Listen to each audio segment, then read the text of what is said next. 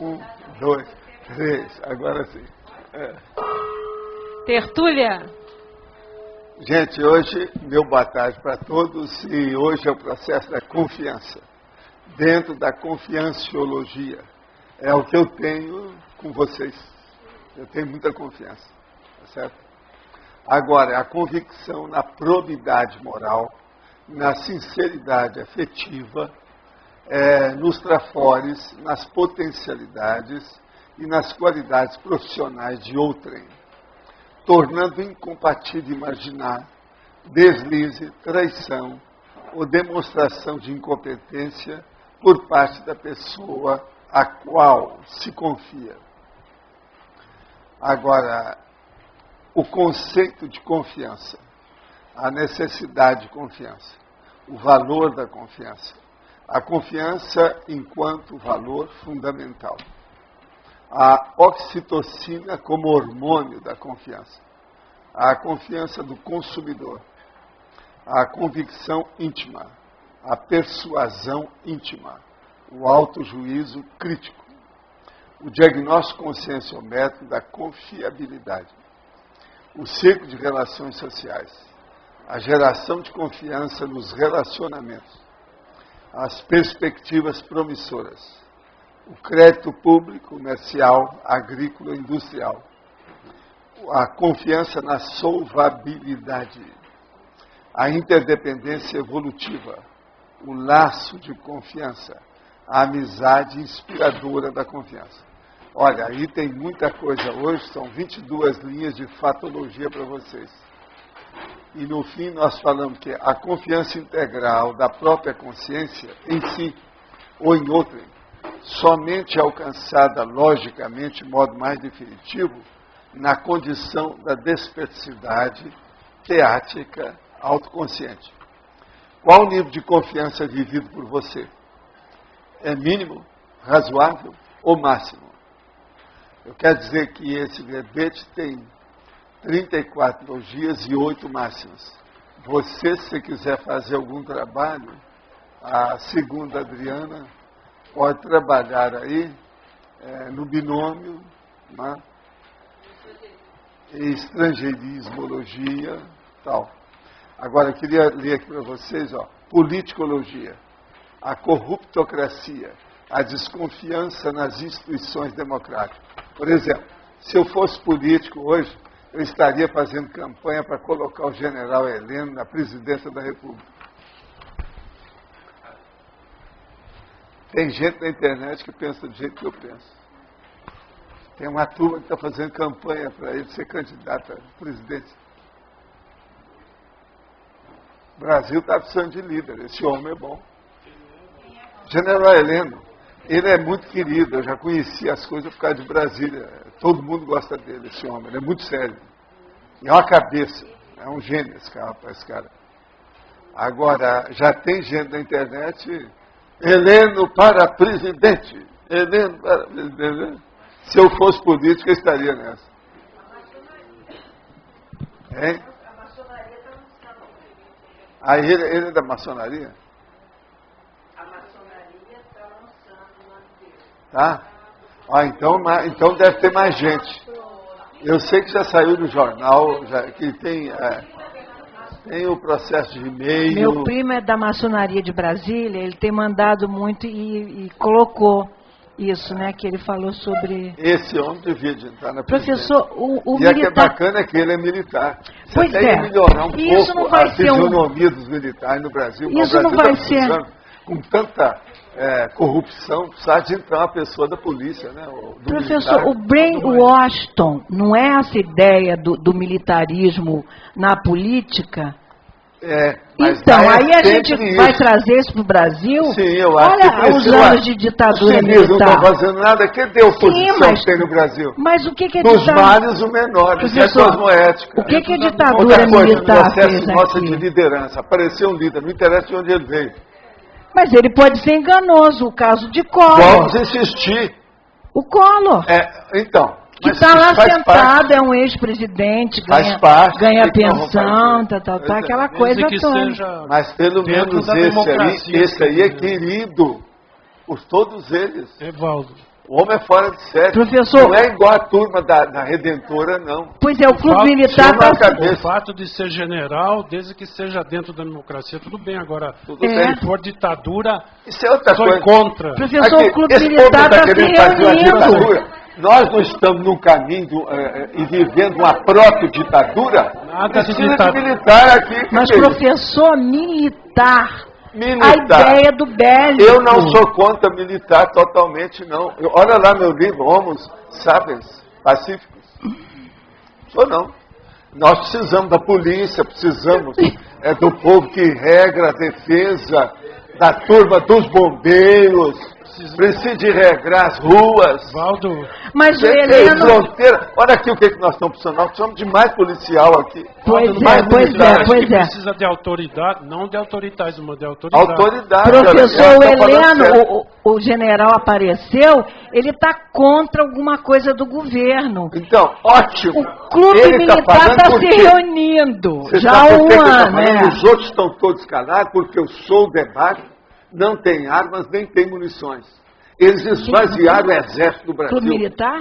Conversa com o povo de Brasília que está de olho. Eles vão falar isso tudo para você. Eu estou acompanhando isso há muito tempo. Teve gente aqui comigo falando lá, gente de Brasília. Professor, tem país... O soldo é baixo, não há as armas, Baixo, as 3 armas, é tem baixo. aumento todo ano. Eles agora estão militar. tentando aumentar, mas é baixo.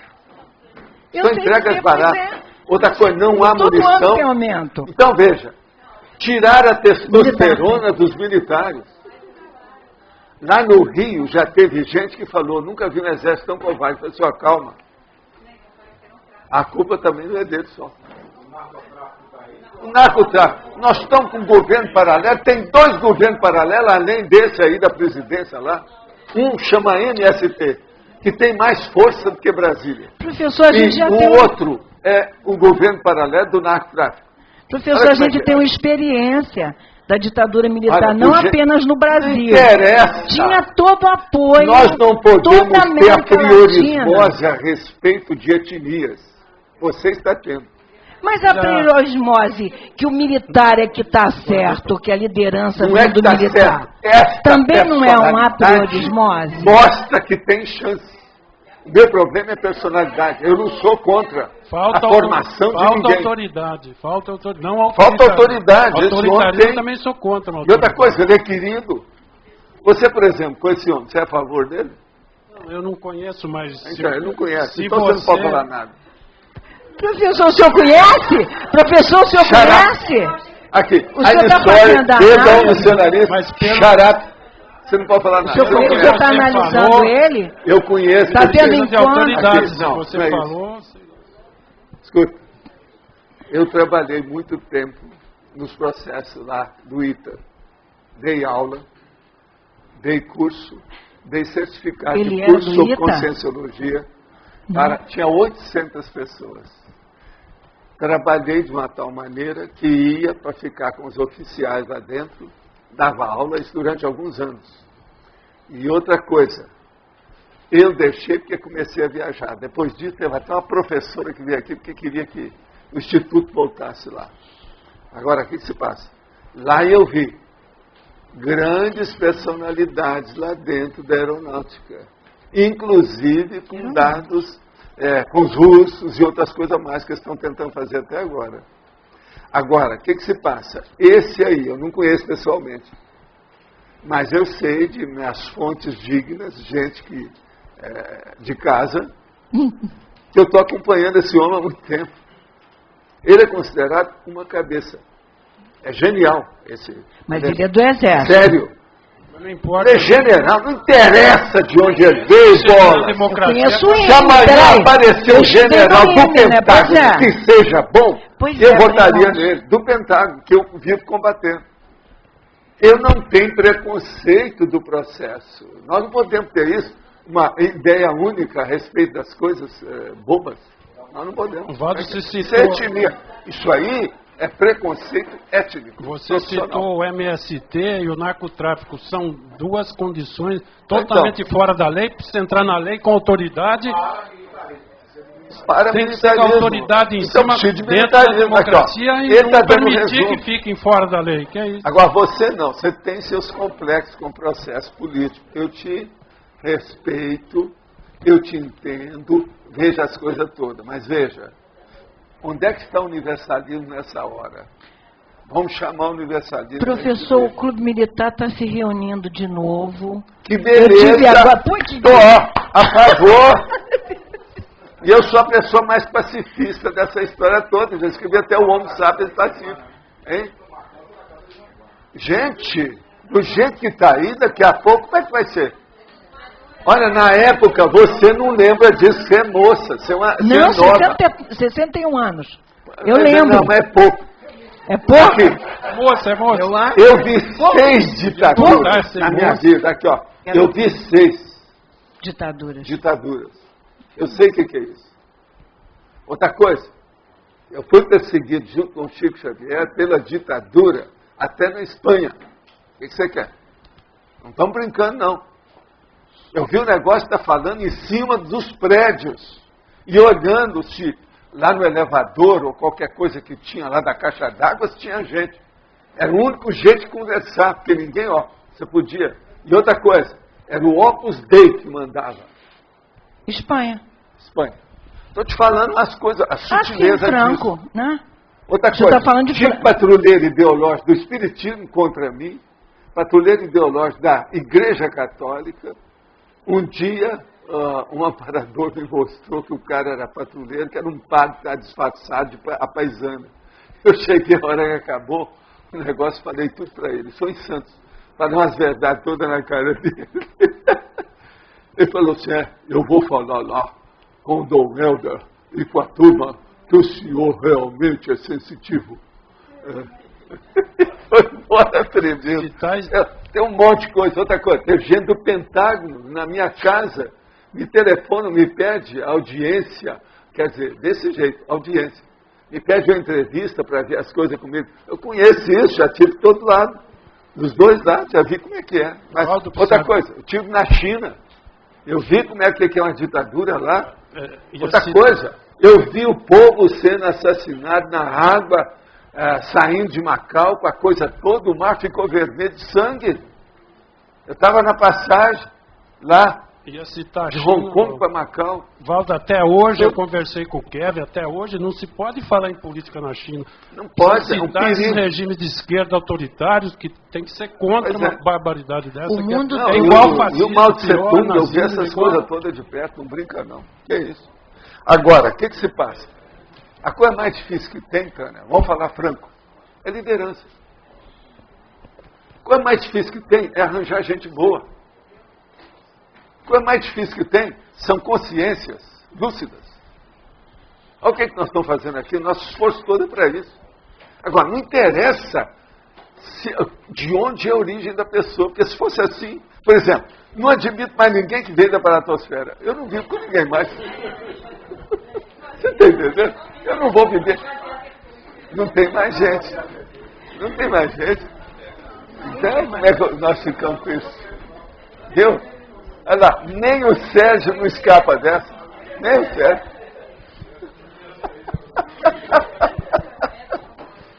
Tá certo aí? Agora, gente, eu queria só falar aqui, tem uma pergunta que fizeram. O saber deve ser completo sempre que for possível, mas a gente tem que saber, e outra coisa, ele nunca é completo. Porque sempre você tem que saber mais do que aquilo e sempre está sabendo menos, porque tudo é imperfeito. Existem coisas que não é conveniente saber.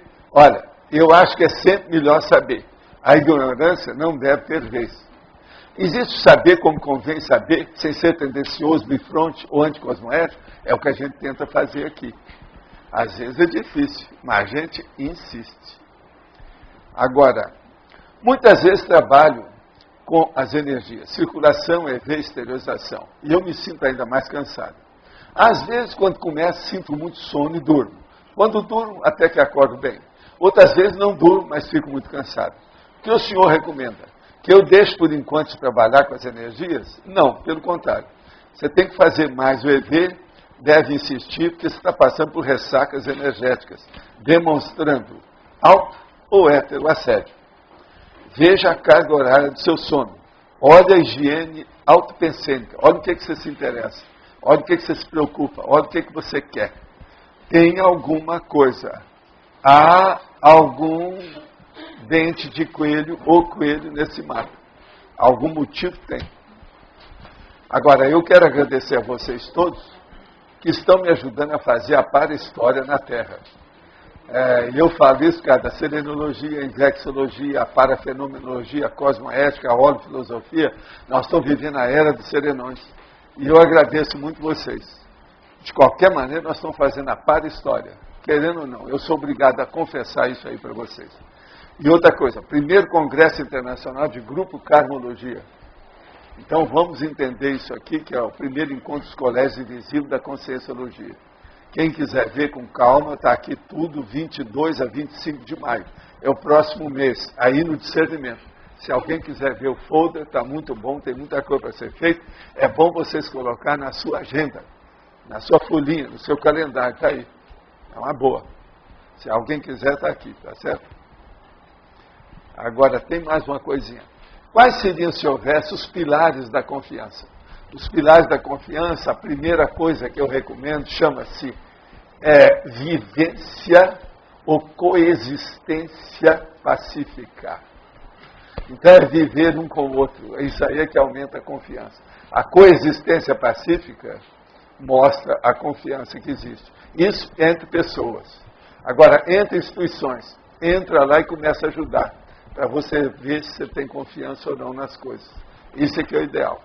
Pessoa é vivência, instituição também. Mas na instituição é bom arregaçar as mangas e participar.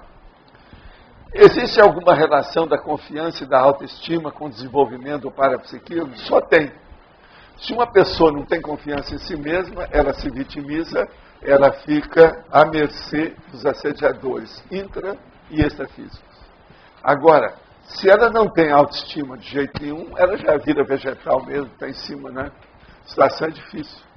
Então, isso aí, o desenvolvimento do parapsiquismo é muito difícil. Por isso é que o desenvolvimento do parapsiquismo durante milênios tem sido na base de religião, porque as pessoas não têm autoestima, se tornam fiéis. Fiéis é igual cachorro. O cachorro geralmente chama fiel. Então você fala, tio, fiel, vem cá. Tio. Isso é o fiel. As igrejas são assim. É um dogma. Então, tem uma canga em cima. Aquilo é lavagem cerebral. Então, quem não tem confiança em si mesmo e não tem autoestima, não tem autossuperação do processo, nem autoconfiança. Então, a pessoa fica à mercê também dos processos do dogma, da lavagem cerebral e outras coisas mais. De modo que existe, sim, uma relação muito séria com o parapsiquismo. O parapsiquismo tem que ter confiança na gente. Por exemplo, a maioria do parapsiquismo que existe na Terra até o momento é o heteroparapsiquismo. É uma pessoa daqui que confia no outro que é sensitivo. Mas o parapsiquismo, ele tem um universo menor na Terra. Vocês veem, tudo isso aí eu estou falando baseado em fatos. O processo é lógico.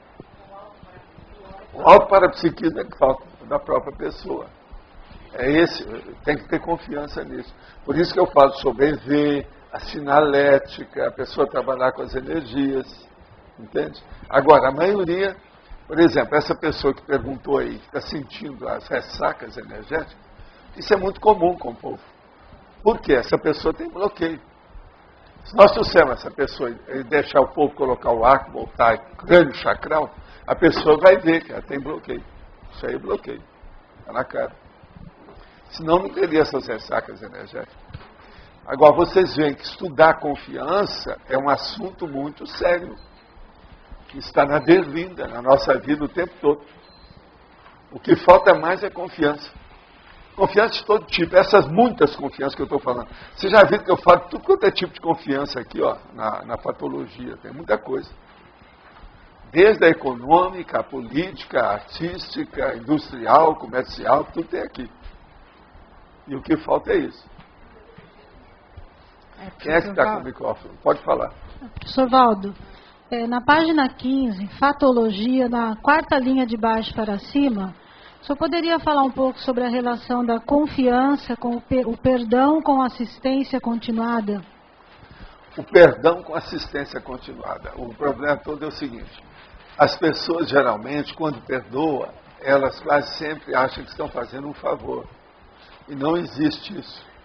Porque se há uma interprisão anterior que depois exigiu a aparecer a necessidade do perdão, mostra que a culpa é de ambos. Isso é igualzinho divórcio. Não existe divórcio de só culpar de um. A culpa é dos dois.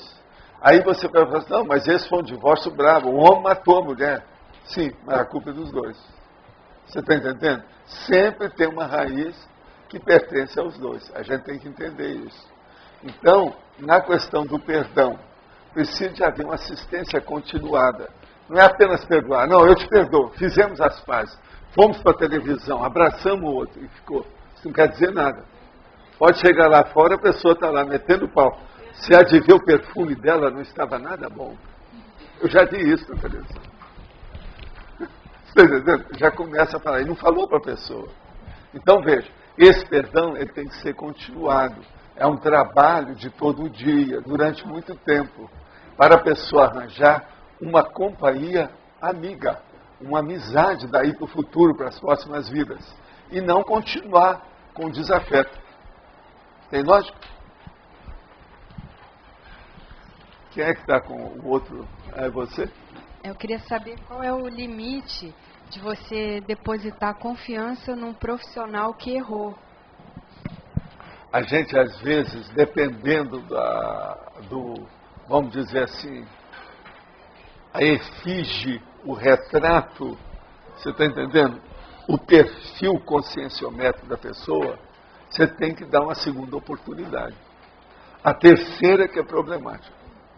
Mas uma segunda, a gente tem que ver, porque às vezes, agora, quando você for dar uma segunda oportunidade, por exemplo, uma pessoa que às vezes trabalha com você vai dar uma segunda oportunidade, você tem que mostrar onde é que foi o erro. Por que você acha que teve o erro? Quais as condições para melhorar aquilo? Você tem que dar uma profilaxia do processo. Aí aumenta a confiança e melhora. Nós temos que ver que muitas vezes as pessoas erram por inexperiência, por imaturidade. Então a gente tem que ajudar. Quem é que é totalmente maduro? Quem é que é totalmente traquejado ou experiente? Ninguém é. Então nós temos obrigação de entender, de perdoar, de considerar novas oportunidades para todo mundo. O que você acha? Tem cosmoética? Professor. Sim. A confiança tem como etimologia a palavra confidere. Confidere tem a ver com fidere, fides, que é fé. Como que o senhor, essa construção baseada numa raiz... Confiança é uma coisa, fé é outra. Pois é. A fé, ela foi desnaturada e prostituída. A crença não vale a pena. Eu estou entendendo que existe uma questão... Eu gosto de falar, a pessoa admitir. Eu não acredito, eu admito. Eu admito porque eu vivenciei. Eu estou mais querendo ver a questão linguística da etimologia, não, que a raiz, ela tem fides. Mas olha, tem muita raiz atrapalhada. Pois né? mas é isso que eu queria entender. Não existe uma raiz melhor para expressar essa noção, esse conceito, essa ideia que está por trás de confiança? Confiança eu acho que é uma coisa que ainda não está prostituída nesse nível. Não está, você acha que não está? Não. Crença, fé está. Mas o problema Por exemplo, tem um mau hábito na ciência de falar. Não, eu acredito, eu estou errado. Mas isso é besteira. Porque a pessoa devia falar, pelo menos, eu admito. Isso não é só semântica, é um processo mesmo de lucidez. Falta lucidez. Minha questão é que dentro da etimologia, não sei se o pessoal da etimologia está aí, foi feito um nível de etimologia. Desceu um degrau para confidere, mas se descer de confidere para fides... Escuta, se você for ver os furos da história de cada palavra, você vai cortar metade do dicionário. Não, um degrau abaixo você chegava em fé. O problema é que a gente sempre mexe o pau na questão da fé, por exemplo, do acreditar. Eu não tenho fé nessas coisas nenhuma, mas eu confio em vocês. Eu vinha falando, eu confio em vocês. Eu às vezes confio mais na pessoa do que ela em si mesma. Confia desconfiando. Hein? Confia desconfiando. Não, aqui está confio desconfiando, mas não é isso. Eu confio pela experiência que eu tenho, não só com aquela pessoa, mas com os pares, os iguais, os semelhantes, os parecidos com ela. Então eu tenho confiança. Não, outros já conseguiram superar, por que você não? A minha questão aqui era ver a sua argumentação, porque uma hora dessas chega alguma questão e, mas vocês estão falando isso, Não, e eu é acho que a fidere, confiança não é e problema. a raiz não. é Eu fé. nunca tive problema com isso. Não, o problema é que a palavra confiança, tem fé na raiz. Eu acho que isso aqui... A minha implicância é essa, ela tem fé na raiz. Roberto, Eu Não acho quer que... dizer nada. Se você for olhar Não. as bobagens que tem nas sei. raízes das palavras, você vai cortar metade do que Não, está falando não, aqui. na tribologia Por isso- aqui já resolve o problema, que está falando no discernimento. Não, isso eu não Porque tô... a questão da fé é a confiança cega, É. certo? A minha- Aqui está falando a questão do discernimento na tribologia. Não, Você eu vê- mesmo aqui, essa semana, Roberto, eu não sei se você estava aí, eu falei Eu vi isso, sobre isso que eu ia falar. a fé raciocinada. Pois é. Vocês lembram que eu falei? Viu? É uma maior besteira. O Espiritismo usa isso, que Allan Kardec escreveu Perfeito. isso, fé raciocinada. Não, eu não tô... eu tô achando bobagem. que a palavra foi resgatada. Tá Essa é aqui uma com das definição. bobagens de Allan Kardec. Eu acho que a palavra, como ele falou, está resgatada, tem um sentido aqui. A única questão é, essa é uma das palavras que mereceria daqui a algum tempo um neologismo. Como o senhor fala, algumas palavras estão pela raiz. Arranja uma e submeta que eu vou julgar para você na base de magistrado. É só para esclarecer, né? Porque fica na Roberto, raiz. a questão de raiz, ela vai alterando também a acepção. Olha só, uma das acepções que se coloca até etimologicamente da palavra trabalho é que teria também a mesma origem de tortura. Não, eu já falei Se para ele. você for pegar Se por aí, for olhar a raiz, daqui a pouco a metade do tortura e dicionário aqui trabalho, que tá quer dizer, falando, hoje a fica lá, concepção pô, de não trabalho pode é falar bem nada diferente disso. da de tortura. E a raiz... Não, mas isso eu entendo. Mas nesse caso não tem outra raiz. É essa. Não, mas tudo bem, mas se o conceito ele foi sendo alterado, qual o Mas problema? fé não ficou alterado. Isso Fé é uma coisa, mas hoje confiança é outra. Eu entendi. Eu Agora, estou entendendo a qual o noção. problema Eu da não sei se etimologia? você Não, percebeu, entendi. mas eu vou ler a etimologia nossa. Que é O confidência. termo confiança vem do idioma latim confidare, através de confidere, Que quer dizer? confiar. Mas confiar. Ninguém está falando em fé. Mas foi Não interessa, isso era, não é mais. não é mais, Roberto. Professor, É olha só, bobagem sua. Você respondeu a raiz etimológica com a própria palavra. Que Então, etimologia é essa? mas não é, acabou. Ó, Escuta, raiz de confiança é confiar. Escuta. Cadê a etimologia? nós estamos perdidos se você for olhar isso. Não, desculpe. Você está errado. Você responde Eu não tô de etimologia acordo. com a própria palavra. Ó, qual é a etimologia de trabalho? Trabalho. Cadê a etimologia? A questão é só isso, que você coloca como resposta confiar, que Me ainda não é a perdoa, própria eu palavra. nunca vi esse problema. Então, aí é Você outra que tá questão. criando. Eu estou gerando a polêmica porque eu vi que ia ser problemático, porque eu queria ver Aqui, a ó. argumentação, mas tudo bem, eu Nesses aguardo, 60 anos de praia, aceito eu a- nunca tive problema com Não, essa tá bom, eu expressão. não tô- São duas vendo. questões, então, que você está levantando. São duas questões. Tem duas. Tá. Então tá, Tem para duas. clarear isso daí. Tem duas.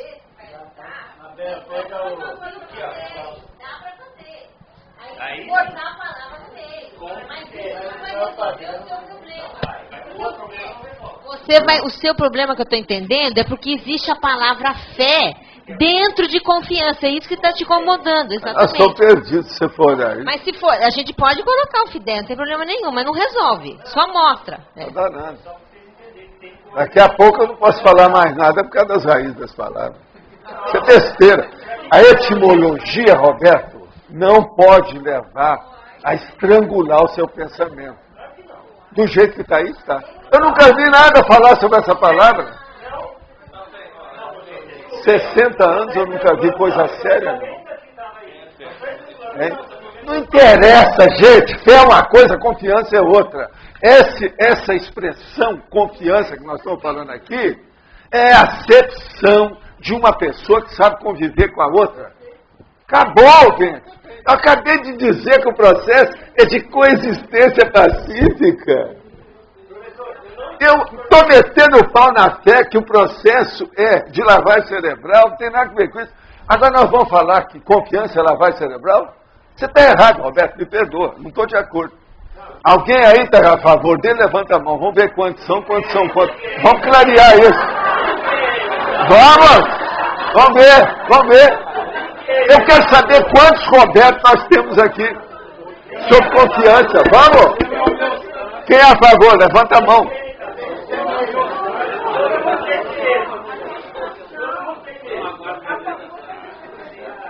Gente, eu estou tentando ver se aprofunda a discussão. Levanta a mão quem está a favor dele. Vamos ver quantos são. Levanta a mão. Não. Quem é que está a favor desse processo que ele está levantando, que é estigmatizar a palavra confiança? Levanta a mão. Parece que o Mário é a seu favor. Professor. Escuta. Então, essa é outra discussão. Vocês acham que não é estigmatização que ele está fazendo? O que é isso? Então me prove. Vamos ver. Explica. Professor. Estou aqui para ouvir. 1,80 m de ouvidos.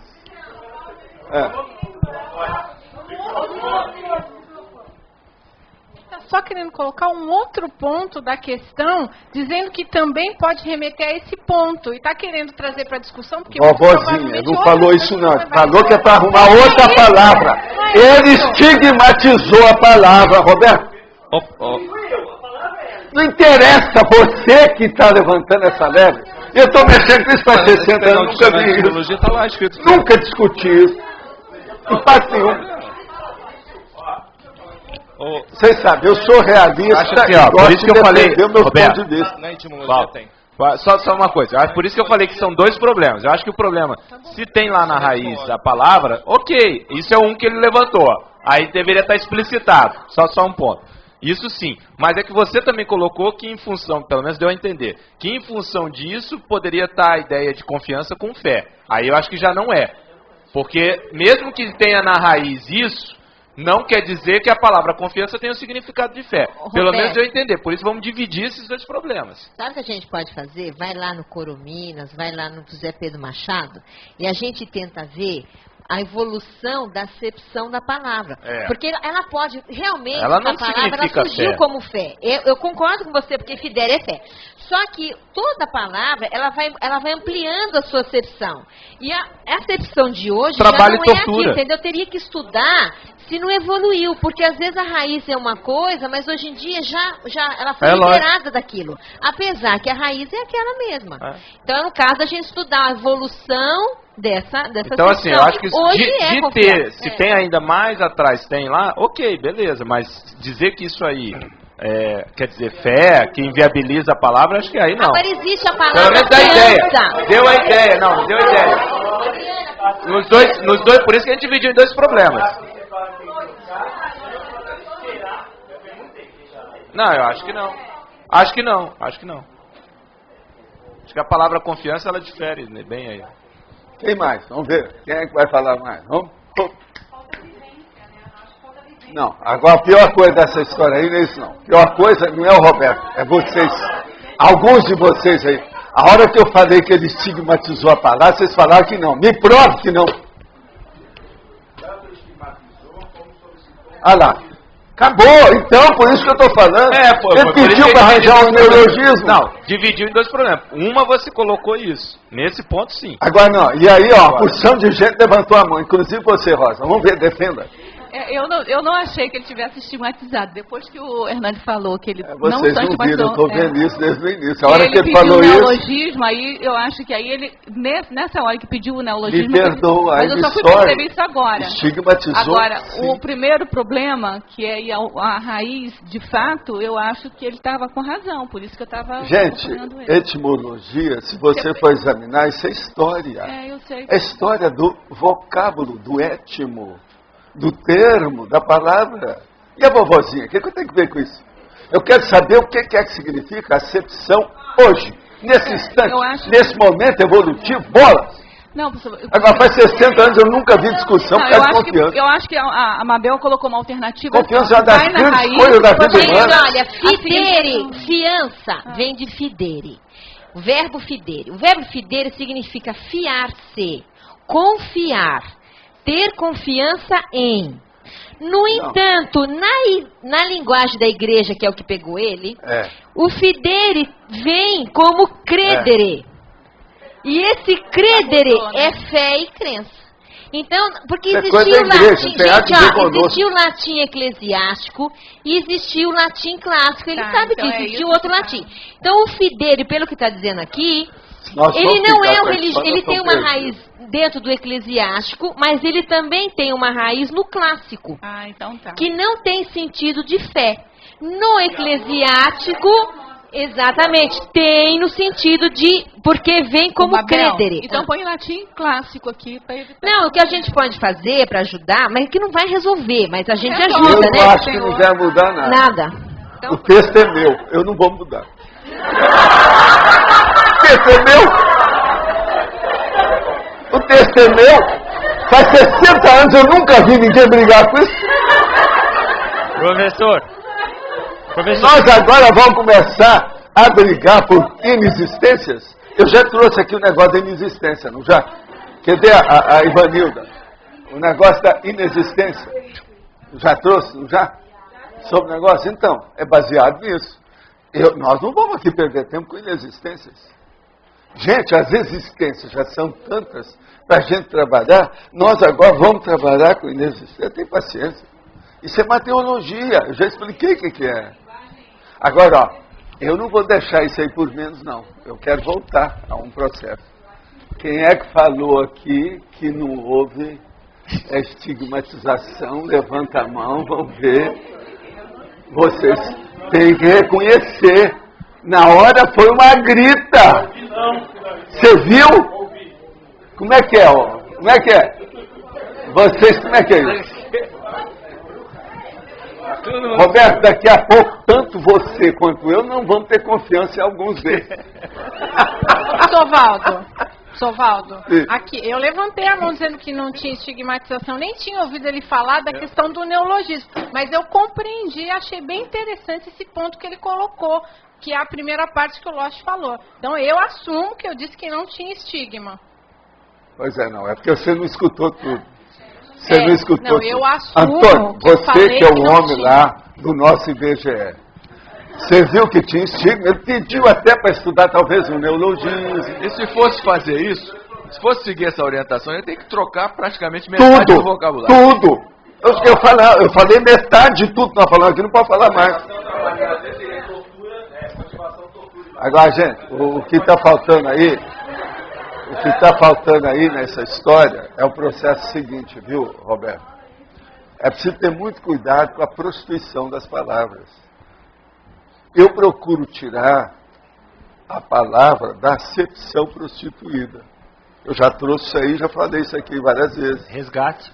Resgatar. Mas agora o que se passa? Do jeito que está aí, nós vamos prostituir. Nós vamos deflorar uma palavra daquilo que ela tem de mais puro. Que é a parte boa dela, e colocar na pior.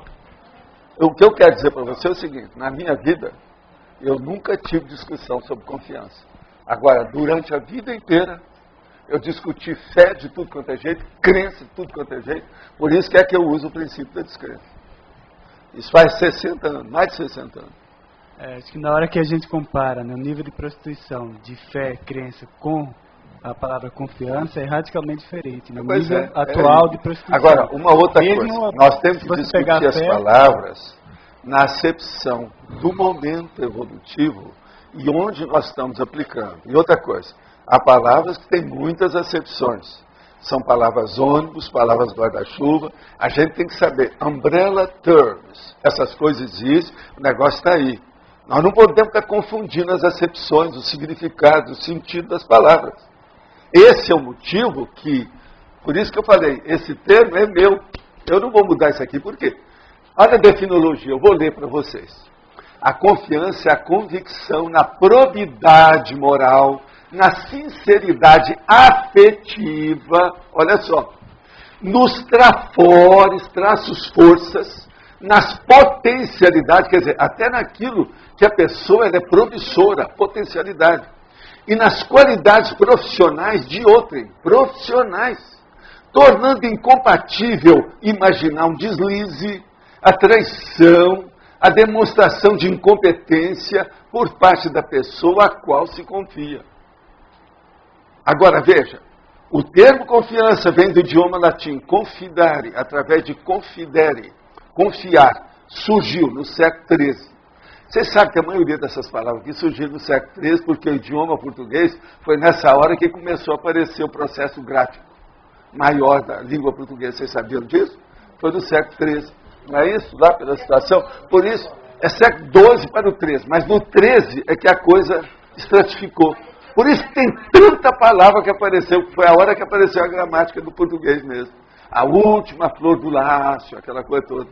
Está entendendo? O negócio do latim. Foi por causa disso.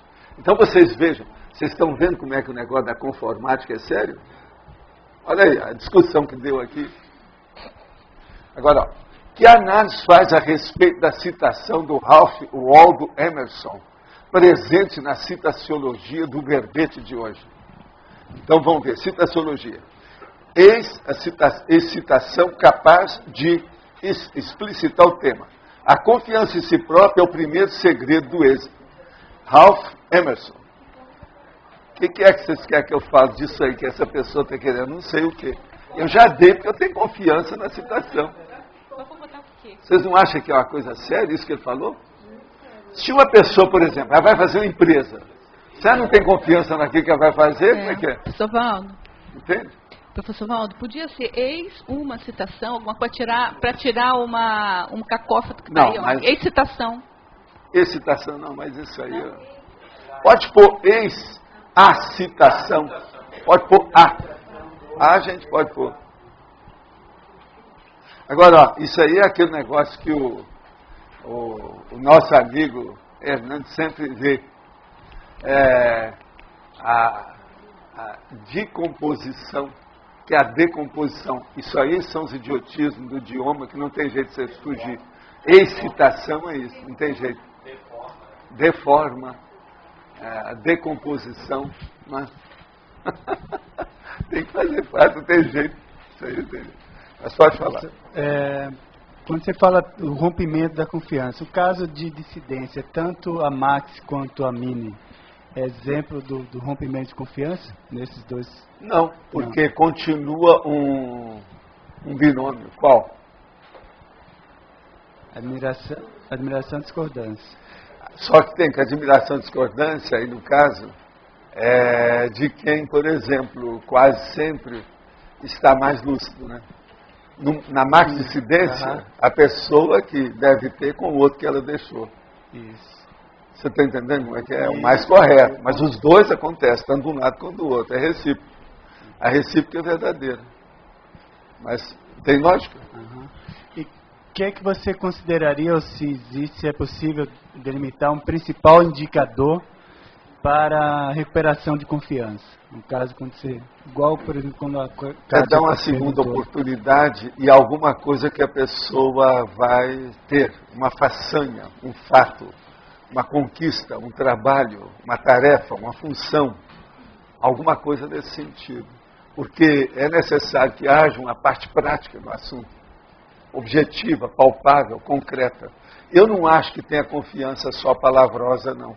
É muito difícil as pessoas confiarem. A pessoa fala, mas ela não confia. É igualzinho o negócio do perdão. A pessoa perdoou da boca para fora, mas dentro dela não. Então isso não adianta.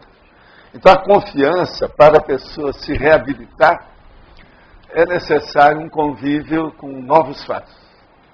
Neofatos, como eu chamo. Vocês veem, tem lógica nisso que eu estou falando? Que é a minha opinião. Né? Ô César, o que você acha disso?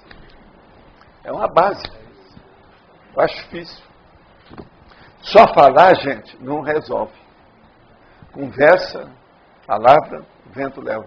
Quando somos nós que quebramos a confiança de alguém, o que a gente deve fazer?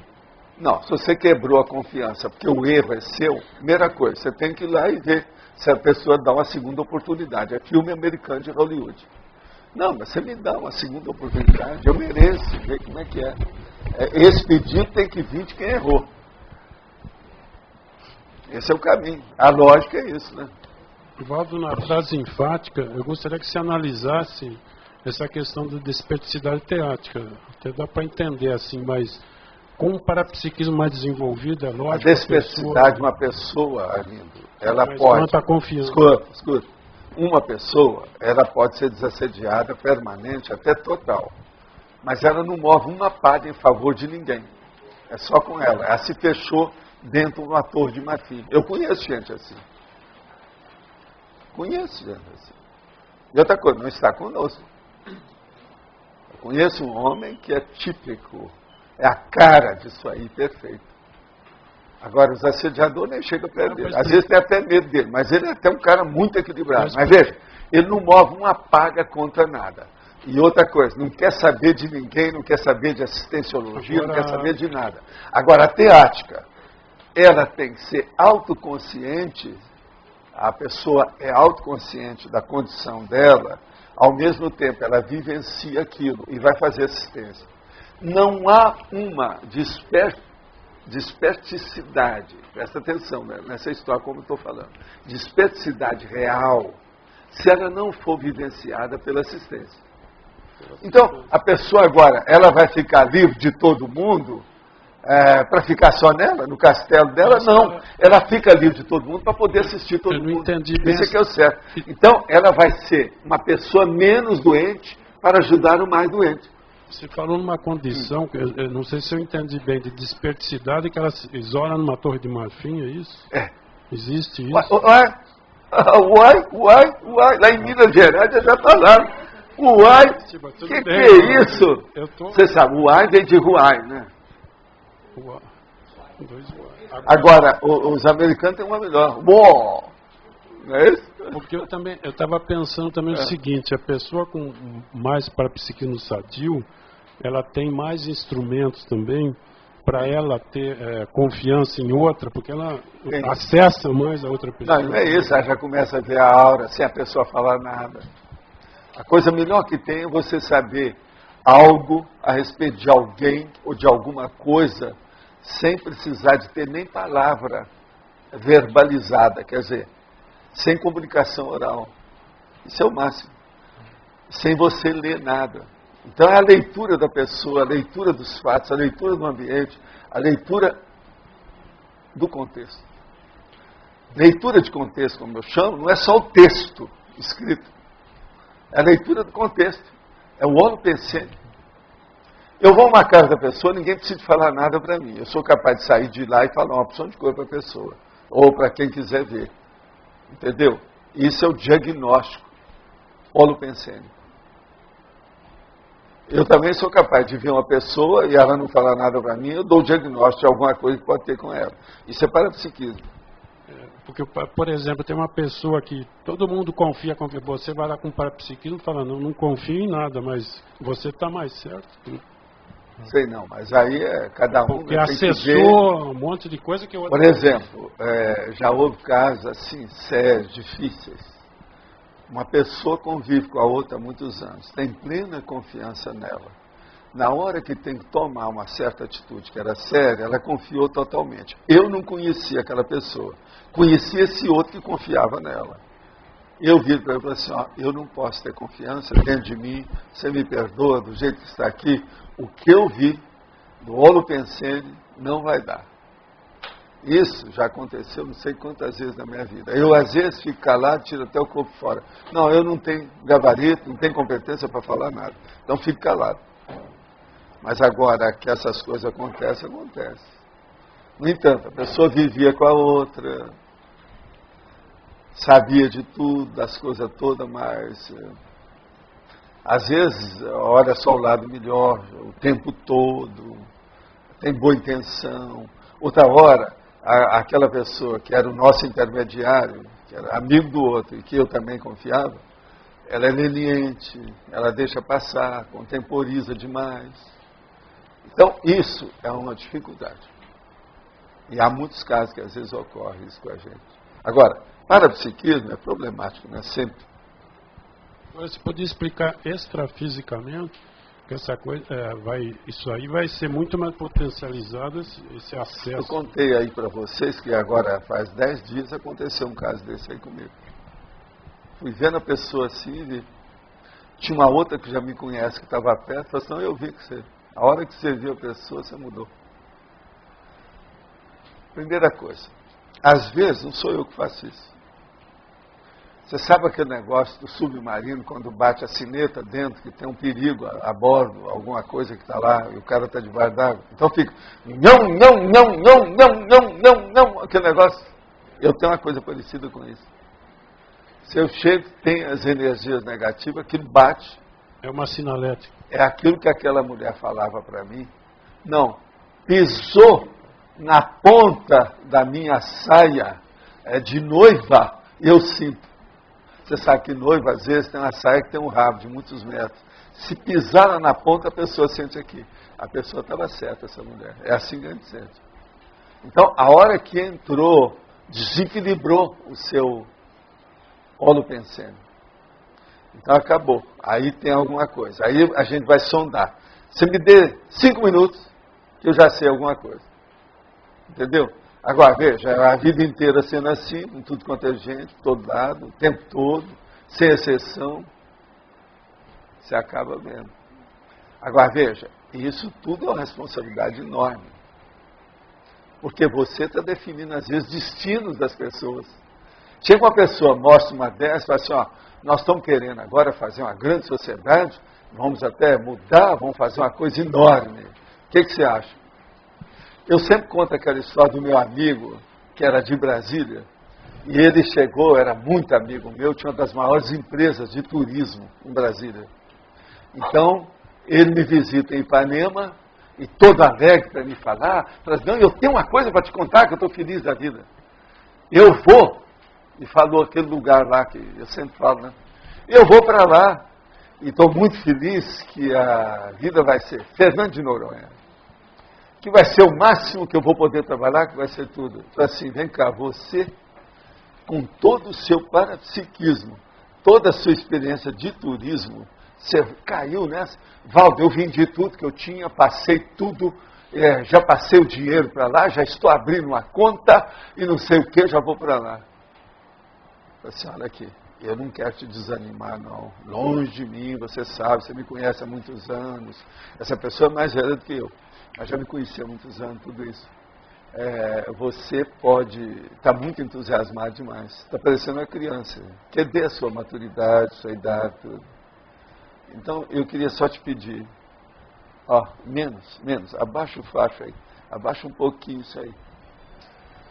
Agora ele perguntou, mas o que você acha de Fernando Noronha? Eu falei assim, ó, eu tive várias oportunidades de ir até lá, não quis ir. Porque eu fui fora do corpo e vi o ambiente.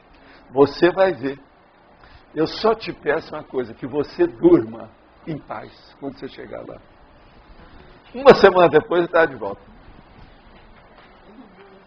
Agora veja, não é aquele negócio que eu não vi, não li, não achei, não gostei. Não é. Eu estive lá. Então, esse negócio, quando você vê fora do corpo, é terrível, gente. Não dá. Agora veja, esse meu amigo tinha parapsiquismo, mas não chegava a isso. Mas ele tinha sensibilidade, nós já tínhamos tido experiência juntos, muitos anos, tal. Agora, ele não teve prejuízo maior porque ele abortou o processo. Agora, por que ele abortou? Isso foi a primeira pergunta que eu falei com ele. Mas por que você voltou de uma semana depois? Valdo, nem dormir eu consegui. Você tinha falado negócio de sono, foi batata. Por causa da sensibilidade dele. E o que ele ia fazer lá é pior do que sambaqui lá. Em certas coisas que tem no ambiente, entendeu? Agora, hoje, está havendo muito turismo, com o tempo aquilo vai melhorar, né? Eu mesmo, tem pessoa que queria ir lá, várias vezes vieram me falar para ir, Fernando, eu falei, vai, é uma boa experiência. Outra coisa, você vai colaborar também para melhorar, mas não vai trabalhar lá, não vende sua vida inteira para remover, mudar a residência para lá, tem paciência. Isso é loucura. Agora, depois disso, ele se firmou, porque ele não perdeu muito dinheiro, porque ele desistiu logo. Pegou os capitais, né? Foi fazer outras coisas. Mas agora que a firma de Brasília, os negócios tudo, ele passou para frente. Acabou com tudo. Agora, tudo é um problema sério, né? De visão das coisas. Uma outra coisa, ele nunca tinha ido lá, igual eu. O homem nunca tinha ido lá. Mas fala. Na página 15, na parafatologia, está assim: a autoconfiança gerada pela heteroconfiança. E eu sei que o senhor usa uma técnica com a gente, quando o senhor dá um trabalho para a gente, o senhor olha para a gente e fala assim, confio em você. Eu queria saber se está relacionado com isso e se essa técnica tem a ver com o curso intermissivo. Não é só o curso intermissivo, tem a ver com a holobiografia da pessoa. Você sabe que às vezes é esquisito, mas eu não quero que ninguém vá admitir o que eu vou falar. Mas, por exemplo, às vezes eu conheço mais a autobiografia da pessoa do que ela mesma. Isso eu tenho certeza. Agora, veja, para mim. Então, veja, a biografia, no meu caso, é melhor do que a autobiografia para a pessoa. Você está entendendo, não? A biografia da pessoa, para mim, ela é superior à autobiografia da pessoa para ela. Então, veja, eu não quero que vocês vão admitir nada que eu estou falando, mas é um problema meu. Mas isso é porque para você está entendendo? A responsabilidade é minha. Eu tenho que estar alerta a respeito disso. E outra coisa, quando eu falo, por exemplo, eu vi falando que o Lost vive rindo de mim nas coisas que eu falo de vocês, mas não é. É porque o senhor sabe, né? E outra coisa, o tempo está a meu favor. Você já notou que tem muita gente aí? Muita gente que ninguém confiava, está todo mundo aí trabalhando e muito, em alto nível. Não, você sabe disso. Funciona. Ele mesmo teve gente contra. Tudo quanto é gente, eu tive que segurar na hora e ele rebateu o negócio, liquidou com tudo. Não é isso? Agora, igual a você. Só de homem aí tem uma meia dúzia aqui conosco. Fora as mulheres. Agora, por que... Mulher, então, perigo, por causa das outras.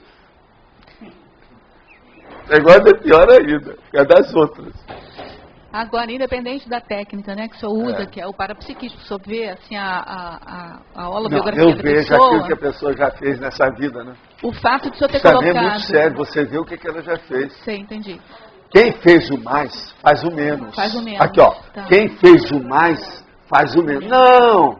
Eu não estou puxando o saco de ninguém não, e nem também estou louvando ninguém. E nem quero fazer média com ninguém quando eu faço isso. Não, no início... É isso que vocês riem, vocês têm dificuldade. Não, no início até eu falo baseado nos fatos e parafatos.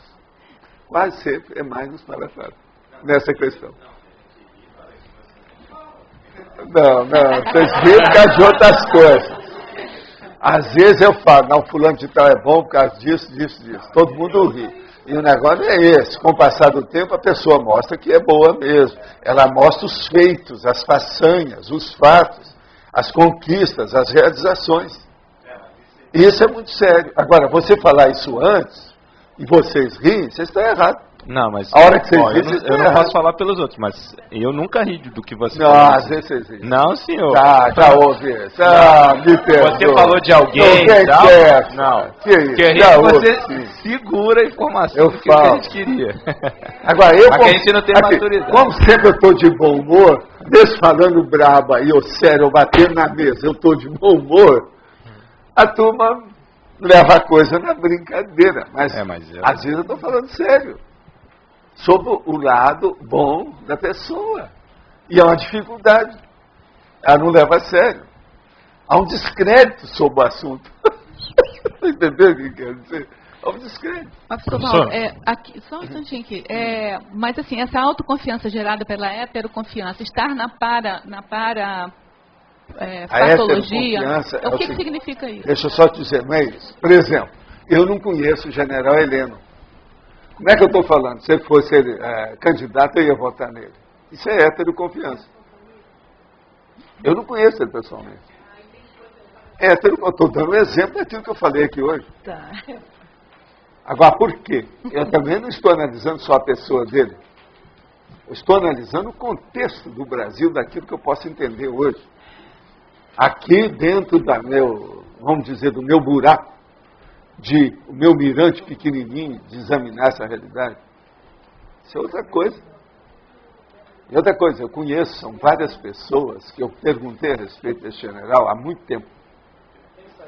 Já teve gente que antes dele aparecer já tinha me falado sobre ele, que eu já conheço há muito tempo. Agora, depois que ele saiu, teve uma pessoa que chegou para mim e falou assim, olha, esse aí seria o ideal. Eu conheci isso, tudo lá em Brasília, ele sabe de tudo, lá de dentro.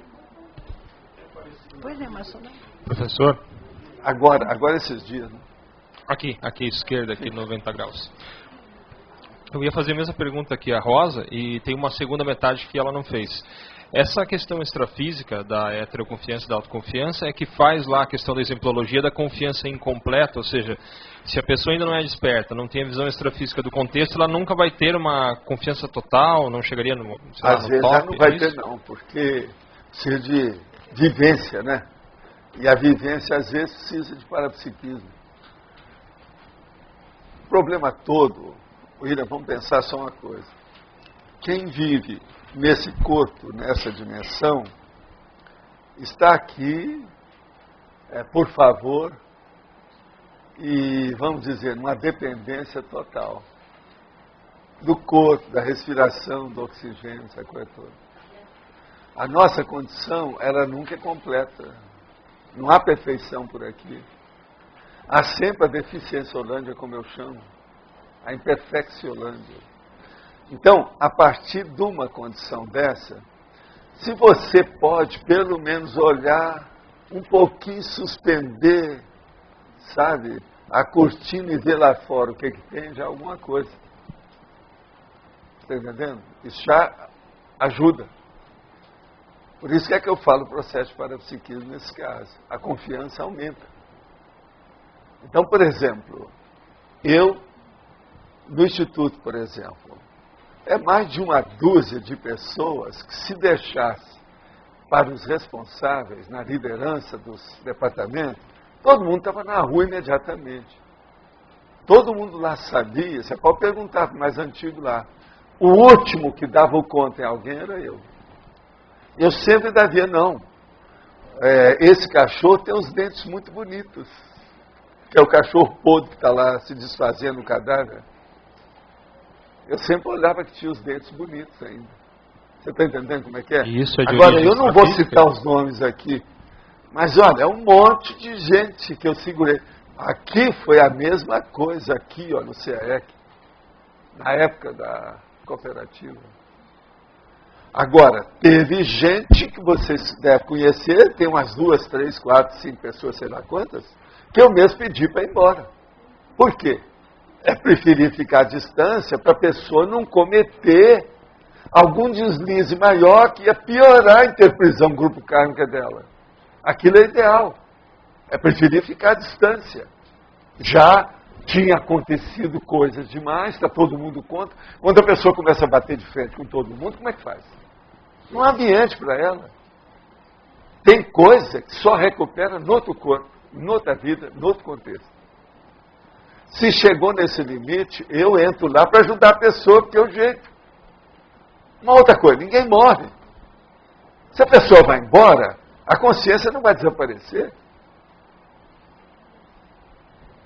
Agora, ó, se alguém não entende esse meu modo, eu peço para entender uma coisa. Vai estudar transmigraciologia, sabe, interterrestre ou interplanetária. Se os amparadores, se os evoluciólogos, se os serenões, se as consciências que são muito mais avançadas do que a gente em matéria de evolução, elas pegam certas pessoas, tiram num lugar e põem no outro, porque que é que nós não devemos fazer a mesma coisa? Está claro isso? Tem lógica ou não tem? Então veja, não é degredo nem exílio, não é nada disso, é melhorar de escola. Tem certas pessoas dessas que eu chego para ela e falo assim, ó, eu fracassei com você, eu não tenho mais força, eu não tenho mais gabarito, eu reconheço a minha derrota. De modo que para você, para nós todos, para você principalmente, mas para mim, para todo mundo, para o trabalho que nós estamos fazendo, melhor é você ir embora. Agora vê, se eles fazem isso com as réus transmigradas, conosco aqui é a coisa mais normal. Você está começando a entender por que a gente tem que agir assim? Agora veja, olha o realismo que eu enfrento isso e com paz. Eu nunca bati na cara da pessoa, nunca dei um tapa em ninguém. Você está entendendo? Agora, o tapa de mostrar a realidade, às vezes a pessoa acha que você tapa, e às vezes não é. Você mostrar uma realidade para a pessoa, você não está estapeando ela. Mas tem pessoa que acha que isso é um esbofeteio verbal que você está fazendo. Esbofeteio verbal é outra coisa. É a hora que você xinga o outro, usa a palavra de baixo calão, mexe com a mãe, outras coisas mais. Isso aí é esbofeteio verbal. Mas agora, a hora que você está mostrando a realidade para a pessoa, você está ajudando. Isso aí é impacto-terapia, que eu chamo. Você entendeu então a diferença? Agora veja, a gente poderia considerar essa atitude, por exemplo, quando a gente pede a alguém, ó, é melhor você sair daqui, que no contexto você já está tomate podre, você vai piorar tudo. Vocês acham que isso aí é a cosmoética destrutiva? Professor Valdo. Então a gente tem que entender bem isso. Só para concluir, professor, no caso da confiança ainda, às vezes a gente associa a confiança a um determinado serviço, uma atividade, um propósito. Então, às vezes, o cardiologista é confiável para a cirurgia cardíaca, mas se eu for fazer já vai dar problema, não é a minha área. Então, associa ao trabalho. Agora, existe um outro aspecto da confiança que é assim, você confia na pessoa pela probidade moral. Então, não é tanto... Não sei se estou conseguindo ser claro. Eu não confio só em processo moral, não. Esse negócio de moral, isso é tão sediço, é tão difícil. Eu gosto de olhar outros critérios para ver os perfis. Como que seriam? Por isso que eu estudei muito o conscienciograma. O negócio que eu estudei mais foi o conscienciograma. Devido o quê? Devido à superdotação. O que eu já tive de decepção quando eu era mais moço, com gente superdotada, não está no gibi. Por isso que eu comecei a estudar muito superdotação. Entendeu? Agora, você tem que dar oportunidade para a pessoa, para mostrar. Eu chamo isso lá no Instituto, sempre chamava. Coloca a pessoa na chapa quente. E dê liberdade para ela fazer o que ela veio. Ela tem que mostrar a que veio. O que ela veio mostrar. Entende? Agora, por exemplo, esse processo que eu estava perguntando, que eu só comecei a falar, não expliquei, o negócio de você ter uma confiança na heteroconfiança. Por exemplo, eu entro no avião, tem um piloto, nunca viu esse cara, nem sei quem é. Heteroconfiança. Outra coisa, você entra no ônibus, idem. Eu vou comer num restaurante, eu não vi a cozinha, não sei quem é que foi, quem é o chefe. Heteroconfiança, tem, Roberto? Isso é terrível. A vida tem isso, não tem outra saída. Mas quem é que estava aí? É você? Voltando a essa questão da auto-heteroconfiança. O senhor, no começo da explicação, o senhor disse assim, por causa da holobiografia, por causa da biografia. Então, eu estou vendo. Se eu pudesse, eu dava uma holobiografia para todo mundo aqui. Era isso que eu ia perguntar, professor. Essa discussão, aí outras coisas foram acontecendo. Então, mostrar a realidade, a chapa quente, botar ali, e não mostrar a realidade, porque o senhor disse assim, eu estou vendo. Por que não dá essa informação para a gente, para mim, por exemplo? A pessoa não suicidar. Mas vai suicidar, o negócio é tão grave assim? Vovozinha. A vovozinha também. Eu já vi caso desse que a pessoa falou a verdade para o outro, ele foi lá e deu um tiro no vidro. Escuta, tem coisa muito pior. Padrão, você não sabe o caso do Rio de Janeiro? Não, eu estou dando uma coisa para liquidar com o assunto no escambau, mandar, não é como você fala. Mas deixa eu só te falar um caso. Lembre-se daquele caso que eu conto, da década de 30, 1930, que o cara fez aquele pontilhão com aquela passagem lá, perto lá do Rio. Viaduto dos Marinheiros. Então, na manhã da inauguração, um amigo do cara telefona para ele que estava em casa e fala assim, vem cá, você viu o que aconteceu? A locomotiva, eles foram passar lá com o negócio, a locomotiva caiu, morreu, tem um monte de pessoa, parece umas 16 que andaram morrendo. A situação está precária. Era um trote. O cara foi lá e deu um tiro no vidro. Todo mundo sabe dessa história do Rio de Janeiro. Do jeito também que sabe aquela história que eu sempre conto, que aconteceu lá para cima um pouco. Era um outro viaduto, um pouquinho mais alto, que o cara chegou lá em cima. Eu não sei, não, é só um parente, Pois é. Agora, ele chegou lá em cima, tirou o instrumento para fora e começou a fazer xixi lá de cima do povo que passava embaixo. O xixi pegou perto de um fio de eletricidade que estava perto dele Ele caiu lá de cima, esturricado. Foram olhar, o negócio do xixi dele estava aquele negócio preto, assim, de carvão para cima. Virou cadáver lá embaixo. Era alta tensão. Foi em Bangu isso. Então, veja, são coisas... Então, eu nunca posso esquecer. Esse negócio do viaduto, eu não posso esquecer desse. São coisas cariocas. Pois é, olha o nosso nível. Então, o balanço entre mostrar a realidade e não mostrar a realidade é porque... Você tem muita sensibilidade fraterna. O que você acha? Sensibilidade fraterna. Entender os outros. Ajudar. Jamais colocar o egão da gente na frente. Mas ver como ajudar a pessoa. Agora, estou falando do negócio do suicídio, eu não estou falando que vocês vão suicidar, não é isso. Mas a hipótese não pode ser esquecida. O limite?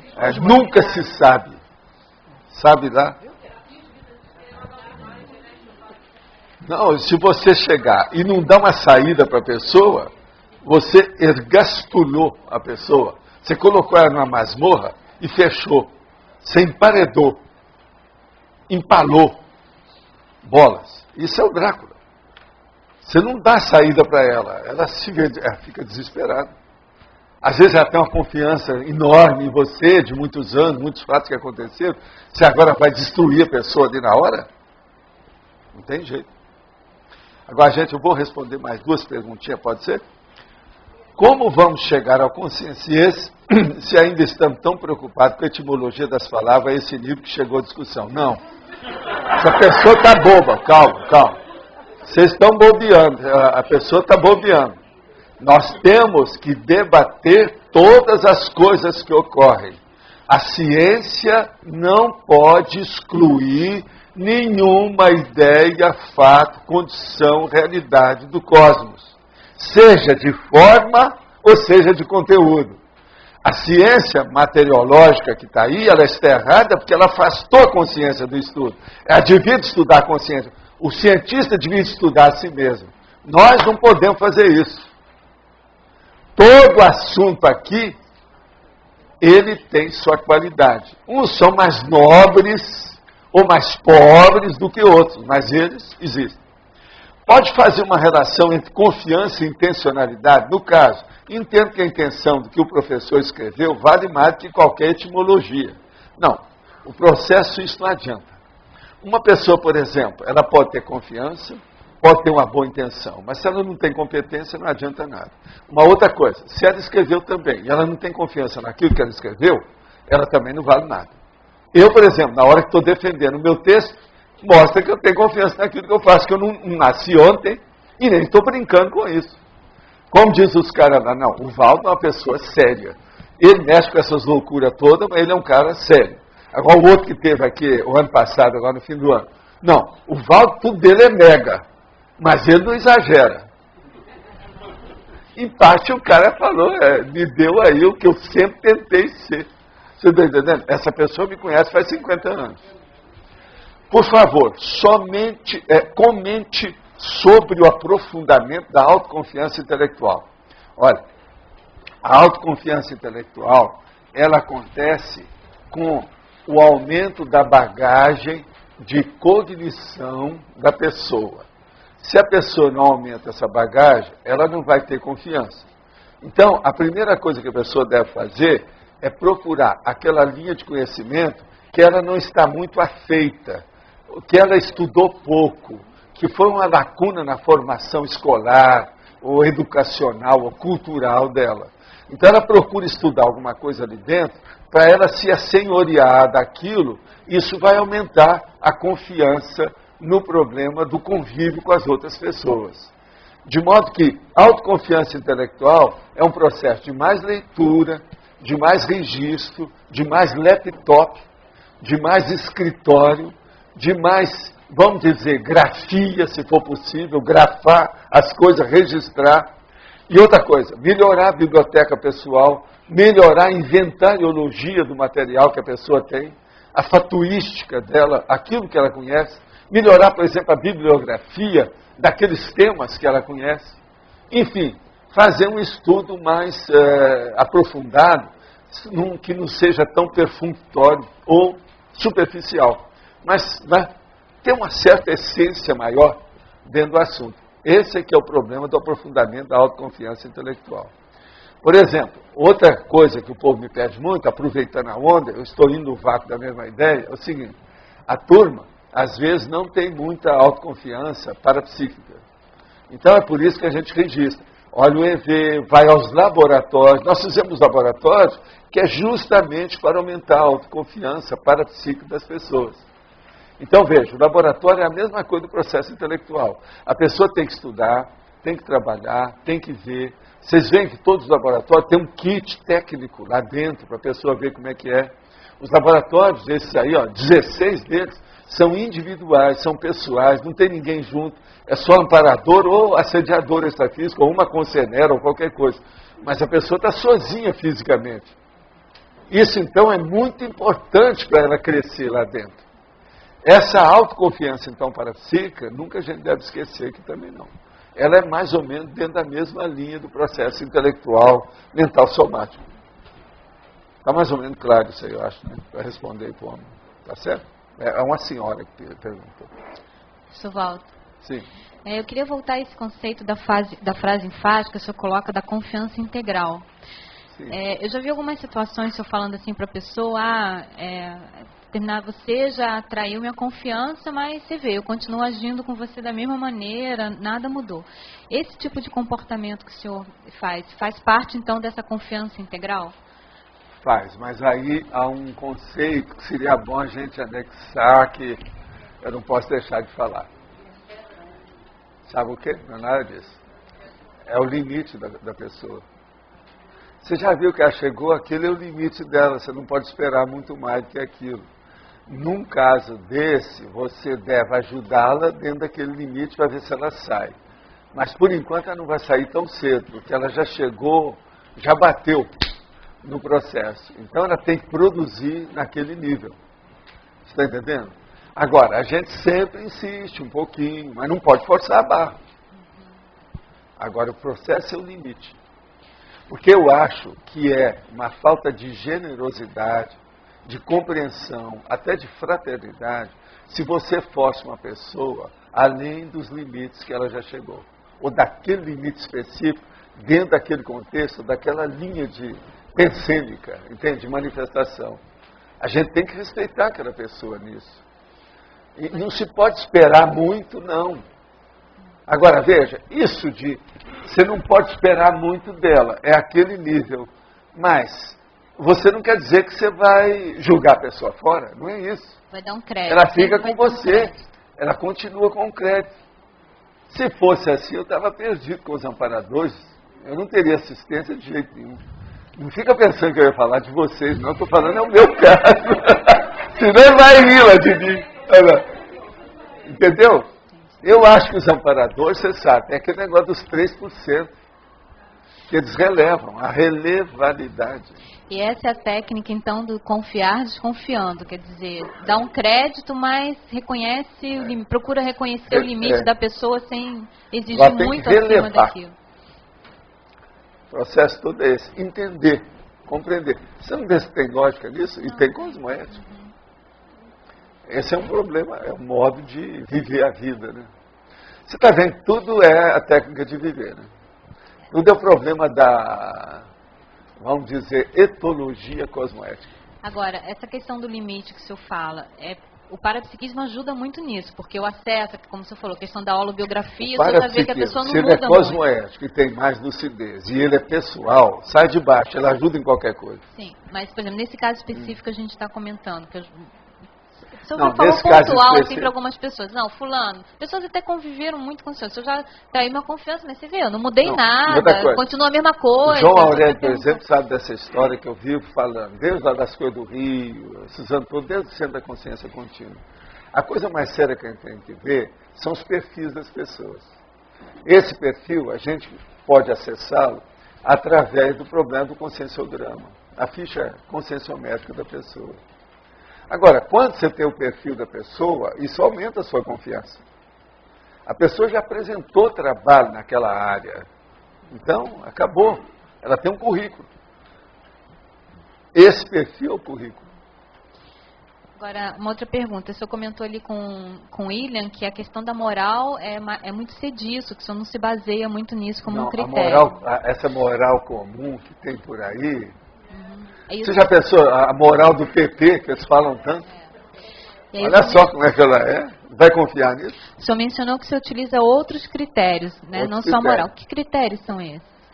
Aí vem o parapsiquismo, a minha compreensão da vida da pessoa, o que é que eu sei do histórico dela, aquilo que eu falo da autobiografia da pessoa, você está entendendo? E outra coisa, autobiografia do ambiente, autobiografia da instituição, autobiografia daquele período existencial, entende? Eu acho, por exemplo, uma das coisas mais sérias, o povo pensa que eu fazia viagem só para dar aula e fazer pesquisa das coisas que eu estou escrevendo, não é não. Eu fiz muita viagem de pesquisa para entender o mundo e a vida como é que estava, porque a última vez que eu vim aqui já passaram mais de 2 séculos. O mundo cresceu demais, de 1700 para 1900, e lá vai fumaça. A coisa mudou muito. E outra coisa, o Brasil é a América, né? É outra coisa, não é Europa, não é Oriente. Então, eu tinha que viajar para ver as coisas. Quando eu deixei o movimento espírita, em 1966, em maio de 66, fazem 42 anos. O que é que me perguntaram que eu ia fazer? Então, para liquidar com o assunto, por causa do povo que era tudo assim, vamos dizer, puritano, eu virei e falei assim, ó, a primeira coisa que eu quero estudar é um negócio que eu não tive muito tempo. Que eu estudei odontologia e medicina e não tive tempo para estudar. Eu falei assim, mas o quê? Sexologia. Entende? Preciso estudar. Eu quero saber tudo sobre as personalidades, as coisas, tudo que eu posso. Agora, então, essas viagens serviam muito para isso. Eu chegava em qualquer lugar que eu não conhecia, a primeira coisa, queria ver onde é que a gente arranja um mapa. Alguma coisa que fala o histórico da cidade. Eu quero saber quantos habitantes tem aqui. Qual é a indústria que sustenta isso, se é que tem indústria. Como é que é a cidade escolar, ou a cidade universitária que tem aqui. O que é que tem aqui? Quais são as personalidades que tem? Olhava, por exemplo, os monumentos. Quem é que eles veneram aqui nessa cidade? Como é que é esse processo? Estudo, eu fazia o levantamento da coisa. Agora, a hora que você chega no interior da China e pergunta uma coisa dessa, a hora que você vai no interior da Espanha, lá no fundo, e faz uma pergunta dessa, você acaba encontrando uma opção de coisa, você aprende muito. Agora, tem lugar que, às vezes, que ultrapassa tudo, né? Eu fui, por exemplo, fora de Londres, na cidade de Witham, que é uma verdadeira aldeia. E lá, então, eu comecei a ver uma opção de coisa que era interessante ver da Inglaterra, lá dentro. Que lá fica perto de Aylesbury. Mas é uma coisinha. O Antônio esteve lá, mais ou menos, com a gente, né? Em Aylesbury, com a coisa toda. Você lembra do Witham? Que é a cidadezinha, uma aldeiazinha que tem. Eu aprendi muito naquela ali. Eu fui ver, por exemplo, os processos de turismo, o que é que tinha nas feiras, as casas comerciais. Entende? Eu ia em outro lugar. Tinha que pegar um táxi e ir na Lillis, que era um outro lugar que ele foi lá comigo. Mas veja, uma cidadezinha, um ovinho de gente. Mas é interessante. Muito interessante para a gente ver a mentalidade britânica do problema lá no interior. Então, essas coisas todas eu procurei ver o processo da sociologia. Eu sempre dei muito valor para a psicologia e para a sociologia, que é o problema político. Entende? Foi por isso que eu fui estudar. Você vê, eu estudei alguma coisa de direito sem ter nunca receber diploma nenhum. Mas veja, quantas aulas de direito eu assisti? Como ouvinte besta. Eu trabalhava lá, podia sentar lá, o professor já me conhece. Você está entendendo? Já sabe como é que é? Já sabia que eu era interessado. Eu às vezes perguntava, vem cá, quando é que o senhor vai dar o assunto tal? Que eu quero ver esse. Não tem nada. Eu vou te falar como é que é. Tem um deles, por exemplo, que eu queria estudar, que era o direito de greve. Então eu perguntei, o dia que ele foi dar aula, eu estava lá, filho. Eu queria saber como é que era o direito de greve na época, é um processo político dos mais sérios que tem. E é uma coisa que tem uma base histórica, né, séria, bem assentada, mas que isso varia demais, né, o negócio de greve. Eu me lembro como se fosse hoje, eu assisti na aula. Agora, eu gostava muito de ver o direito internacional. Entende? Por isso que eu tive muito contato com esse meu companheiro lá, que era o Medina Sérgio. Foi até diretor da escola depois, presidente. O interesse do senhor pelo direito internacional em função de... Devido ao problema da política e da sociologia. Aqui, ó. Advocacia, direito internacional, política e sociologia, isso tudo está irmanado. Como é que você vai sair disso? Eu vi isso muito cedo. Agora, por que eu vi, viu, Cris? Tem uma explicação. Tem uma ideia, não? Retrocognição. Eu tinha 16, 17, 18 anos, 19 anos, interessado nessas coisas, estudando outras coisas, por quê? Agora eu vi o negócio do passado, não, eu tenho que me atualizar, eu tenho que saber disso, como é que eu faço? Eu ficar sem saída dentro dos negócios, não, eu tenho que saber, eu não estou sabendo nada sobre isso, como é que eu faço? Então, nada melhor que você conversar com o dono da porcada, né? Vai falar com o professor direto, que é especialista naquilo, melhor cabeça que havia lá. Agora, tinha uns difíceis, tinha alguns muito difíceis de você ter acesso. Mas aqueles que tinham mais acesso, você ganhava mais, né? Sempre ajuda. Professor é uma grande personalidade na Terra. Eu não falo por causa das minhas coisas, não. Eu falo dos professores que eu tive, dos professores que existem. A gente acessar um professor é uma grande coisa. Olha, o que eu aprendi, por exemplo, com o doutor Inácio Ferreira, o psiquiatra, com o doutor Homero Valada, psiquiatra, um monte de coisa. Agora, o doutor Inácio ia para lá de madrugada. Às vezes, no outro dia, eu estava morrendo de sono, né? Porque, rapaz, né? Se não dorme, né? É um problema, né? Eu tinha que trabalhar, tinha que estudar, aquele negócio todo. Mas eu não podia perder, porque a única hora que o cara podia ter diálogo comigo era de madrugada. Quando ele terminava as coisas, eu também, né? Era um problema, mas valia a pena. Então, essas coisas todas eu dou muito valor. Tem algum atributo assim consciencial que você considera assim relevante, o mais relevante para se basear esse índice de confiança na pessoa? Que a gente possa o que eu estabelecer vejo mais um índice mesmo de confiança. É o traquejo pessoal da pessoa, de quem está indagando. Qual a sua vivência pessoal na coisa? Você sabe, com então traquejo, importa mais a vivência de quem está indagando a do vivência que sempre, a vivência é mais séria. Por mas isso que é que eu falo. Mas a partir dessa vivência, o que a pessoa que está indagando aprende mais? O que ela desenvolve mais para olha só o que eu nível de acabei de confiança? falar há 15 minutos. Eu sei mais certas autobiografias, que é a holobiografia da pessoa, do que ela mesma. Isso é traquejo. Agora, o melhor traquejo que existe é o para, né? O para-traquejo. É a experiência. Esse aí é que é o negócio sério. Olha, eu quero dizer uma coisa para vocês. Eu, hoje, essa noite, depois de trabalhar, eu quis deitar um pouco, aí me tiraram do corpo lá para ver o negócio. Não tinha serenão, mas eles estavam mostrando um negócio que mexia com o serenão e que mexia com o processo de efeito físico, materialização, ectoplasmia. E é muito interessante que eu já estava cogitando escrever um artigo sobre mãos. Então, você veja bem, isso aí vem me esclarecer a opção de coisa. Eu já estou praticamente com o verbete já pronto. Eu já trouxe aqui um verbete chamado mão. Mas agora esse não. Esse é pior. Esse é como se fosse a perda das mãos. Na hora que a pessoa, ela não se mutila, ela não fica maneta. Mas na hora que ela não usa mais as mãos. Esse é um dos indícios que o serenão já está para ir embora. É que você falou aquela questão do arco voltaico, né? Seria um estágio desde colocar... O arco voltaico é bobagem. Esse ainda é muito rudimentar. Agora, o nome que eu dei, lê aí para ela. Eu gosto sempre que você entra para ver se você entende o que é que eu estou falando. Olha aí. Olha bem a palavra. Se vocês não entendem, pega o dicionário. Você sabe o que é. Então é a hora que você dispensa as mãos. Você abre mão das mãos. Agora veja. esse é um dos aspectos que eu tenho que trazer. Eu falei hoje, estava falando para a Adriana, falei assim, eu vou levar isso, o povo vai achar que eu estou ficando mais pirado ainda, né?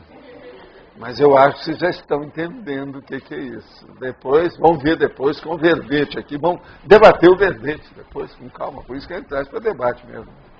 Agora, o caso é o seguinte, na hora que você perde as mãos, que não interessa mais.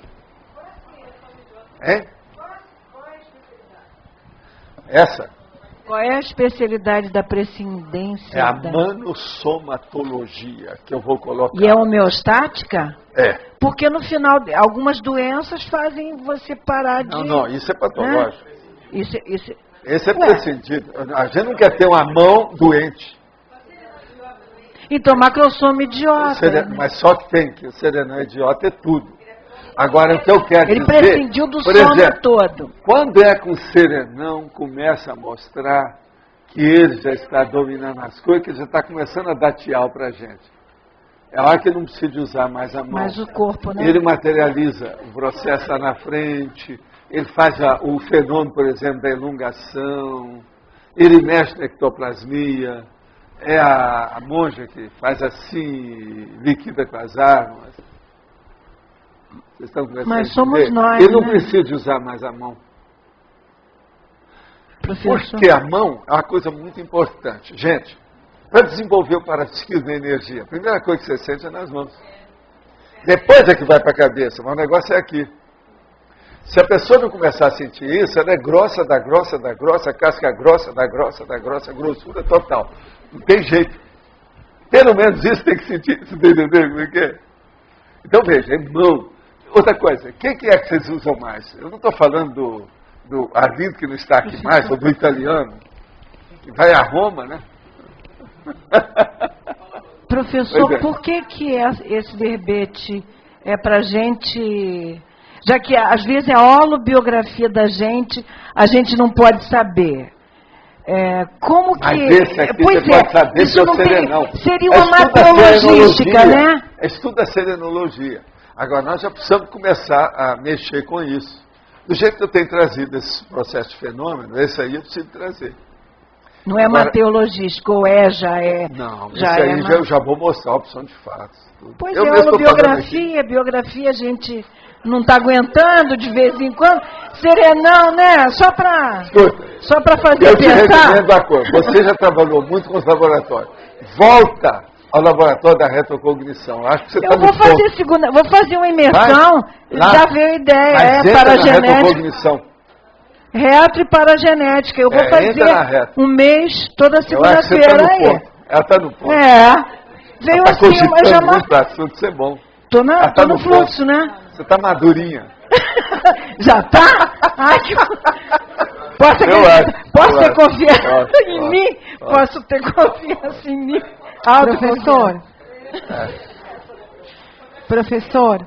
Professor, teacher, aqui. Queria fazer uma pergunta. Relação entre confiança e frustração. Olha, aí, você sabe, uma coisa pode puxar a outra. Uma falta de confiança pode dar uma frustração enorme na pessoa. É assim que acontece nos casamentos, por exemplo. A coisa é muito comum no casamento.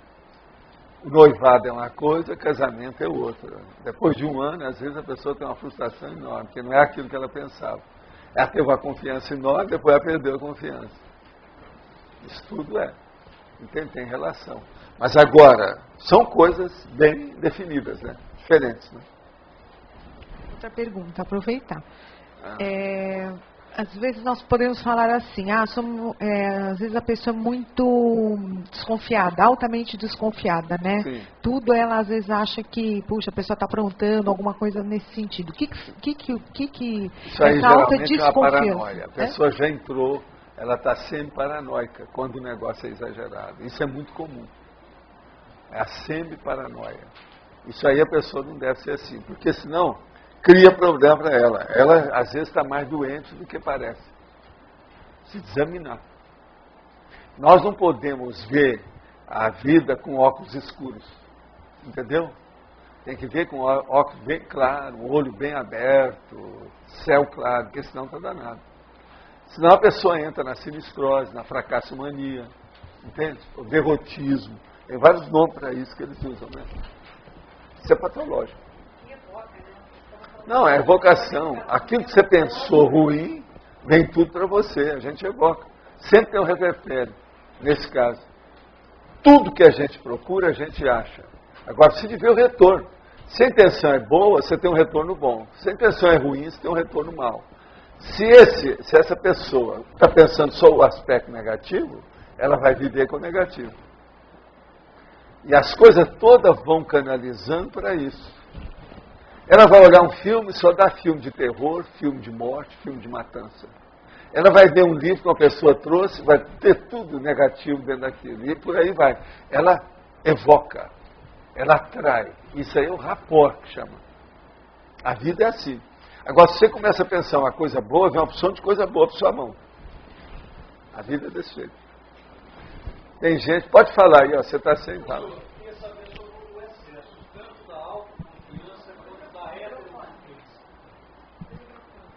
O excesso é uma coisa que a gente não precisa nem discutir muito. A maioria dos excessos, todos eles prejudicam. Mas excesso é bobagem, né? Excesso é doença. Esse excesso levaria a isso? Ele é doença. É falta de discernimento. Falta de discernimento. A falta de discernimento. Quer dizer, o excesso da heteroconfiança seria a ingenuidade, a imaturidade e tal. É problemático. Gente, eu estava falando no início sobre um negócio sobre a Cristiane. Ela está aí, ó. Agora. Eu acho que eu cheguei aqui até a falar alguma coisa nesse sentido. Não é isso? Que parece que chegaram uns livros lá embaixo, tal, que alguém trouxe, muito sério. Eu depois quero examinar. Não é isso? Agora, ó, uma coisa que eu queria falar sobre esse negócio de livro com você é o seguinte. Agora já passou, já esfriou a situação toda. O povo andou fazendo viagem, viu um monte de coisa no livro, ninguém trouxe livro nenhum. Eu prefiro o meu povo de São Paulo, porque todo dia manda livro, manda jornal, manda revista para a gente. Você notou também que a maioria dessas viagens aí quase que não teve livro nenhum para a gente? Foi. E o que mais? Quantas pessoas foram? Eu andei perguntando, disse que a maioria do povo ninguém comprou nada, ninguém viu nada. Então veja, essa viagem parece que foi só na base da flauta. Foi turistearam, como diria na minha terra. Turistearam, quer dizer, só viveram turismo. Sei, mas na minha terra, eu ia a primeira vez na cidade, era o lugar que eu comprava mais livro a primeira vez. Primeira escolha, você chega lá, quem vai, bebe a água limpa no início.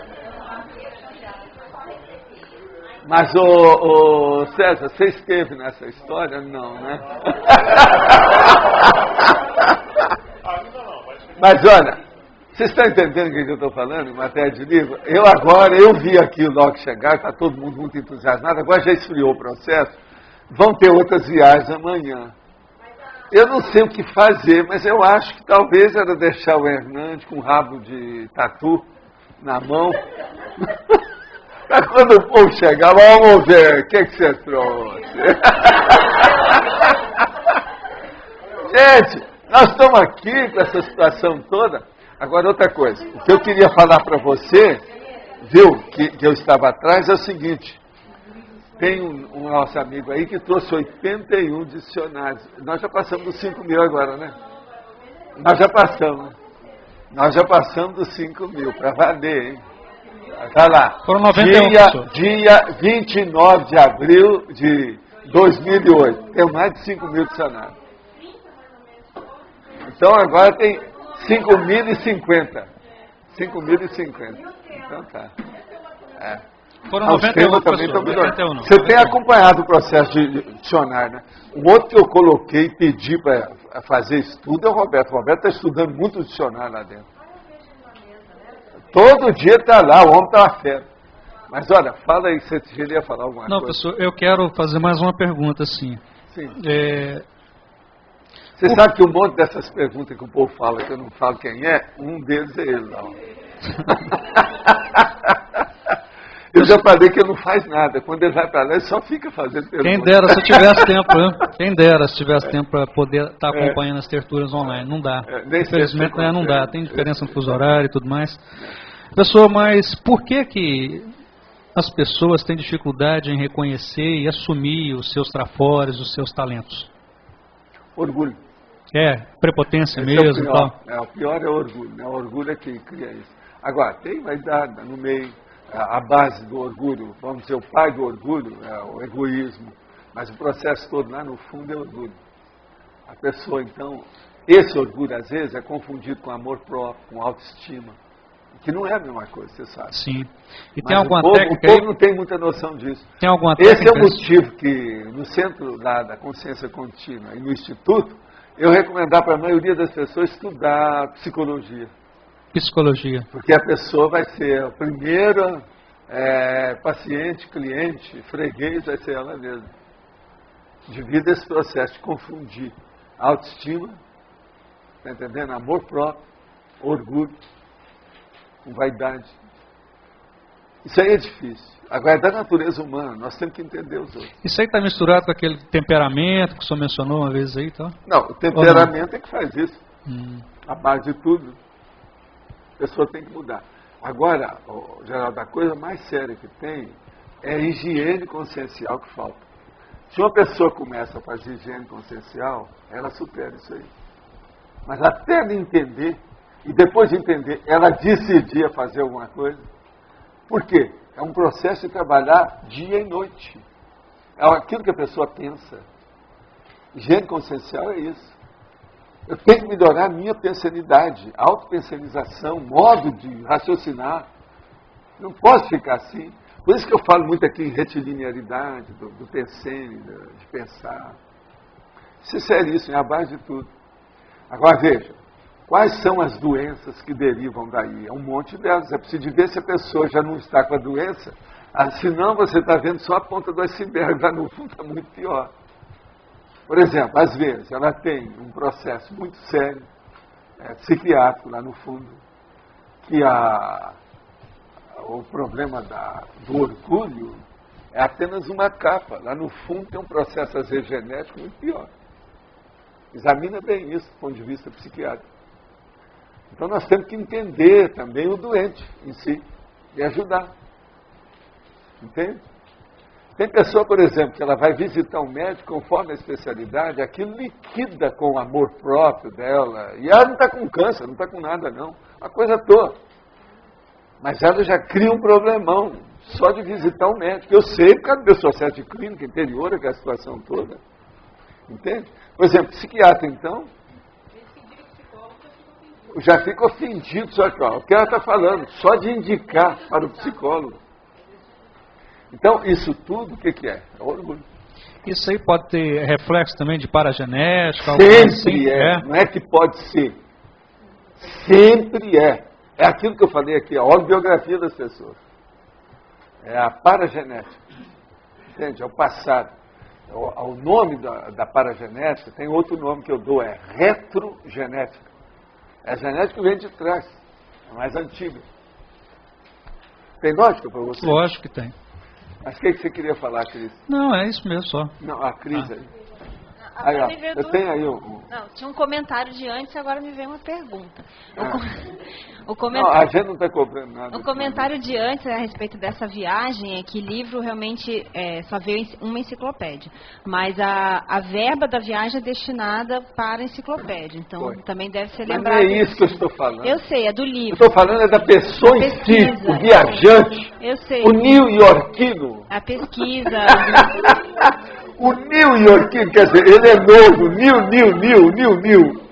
É esse. Tá. Eles não trouxeram livro nenhum para eles. Ninguém falou nada disso. Eu fui perguntar, ninguém comprou nada de nada. Outra coisa, vieram com os cobres, como diz o cara. Vieram com os cobres, foram com os cobres, vieram com os cobres. Quer dizer, levaram dinheiro e voltaram com dinheiro.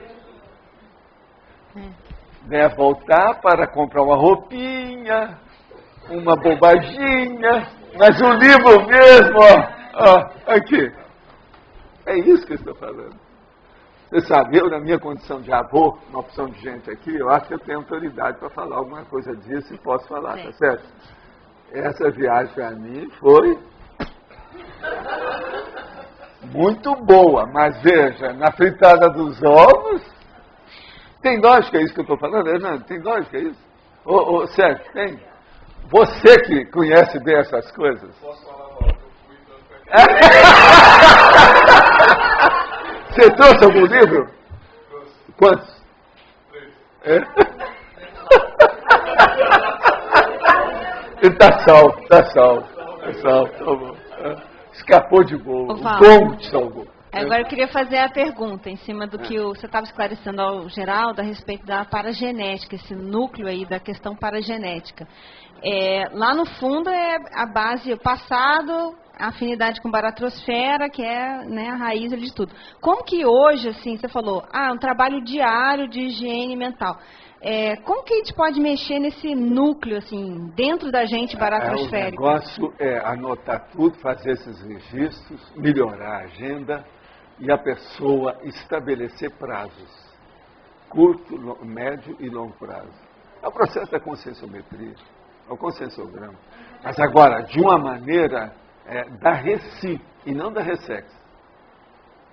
Entendi. Há uma diferença enorme quando a abordagem é da RECI para a outra que é a abordagem da RESEX. Você não admitir mais determinadas reciclagem existencial.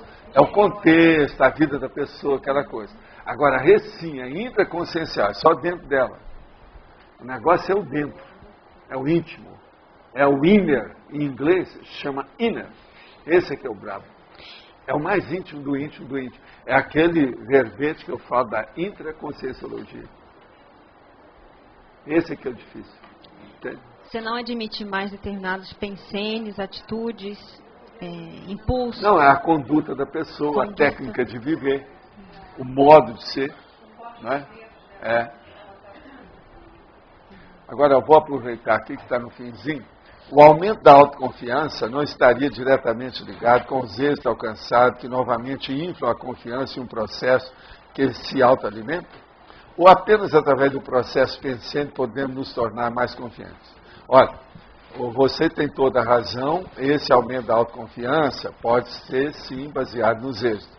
Uma coisa puxa a outra e enriquece. Quem tem mais pode o menos, então a coisa sempre vai caminhar e a pessoa fica mais rica em matéria de definições, de abordagens, de enfoques. Agora, também, isso aí então tem sua razão de ser, mas também através do processo pensênico, a pessoa vai fazer isso de uma maneira mais ampla, profunda, abrangente, muito mais séria. E outra coisa, para sempre. Porque a hora que ela melhora o modo de pensionizar, ela melhora tudo mais. A confiança aumenta, a autoconfiança muito maior nela mesma. Ela viu que ela melhorou do ponto de vista íntimo. Não foi uma melhoria apenas de forma, exterior, vamos dizer assim, de rótulo. Então a coisa é muito mais séria do ponto de vista do processo pensante. Você falou que uma pessoa pode ser desperta sem fazer assistência. Dentro da escala evolutiva, até que nível ela ou ele pode chegar sem olhar aos outros? Isso aqui é porque está em espanhol, está tudo esquisito aí o modo de falar. Mas o caso todo é o seguinte. Uma pessoa ela pode chegar e ela é desassediada permanente. Mas ela não faz assistência aos outros. Com isso, o que vai acontecer? Ela não vai evoluir com a condição dela. Ela só evolui através da assistência quando ela se torna, eu já falei muito aqui, a mini peça dentro de um maxi-mecanismo interassistencial. Sem isso, ela vai ficar mais ou menos do mesmo modo e, vamos dizer, às vezes pode até regredir. Porque se ela começar a ficar estacionária, ela já regrediu. E a consciência tem que estar trabalhando. É igual dinheiro, igual água, igual sangue. Uma empresa, por exemplo, a empresa, se ela estacionou, ela já está regredindo. Tem que estar sempre em evolução, sempre progredindo, sempre para frente.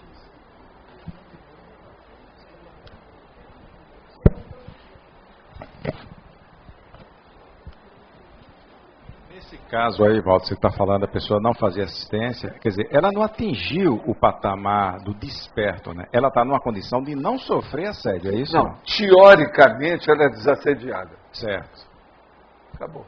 Que a partir teoricamente. A partir do momento que ela se abrir, sair daquele bunker consciencial, que ela está fechada ali, certo? E partir, então aí ela Agora, a pessoa vai ter dificuldade para isso, que ela vai ter que trabalhar o processo.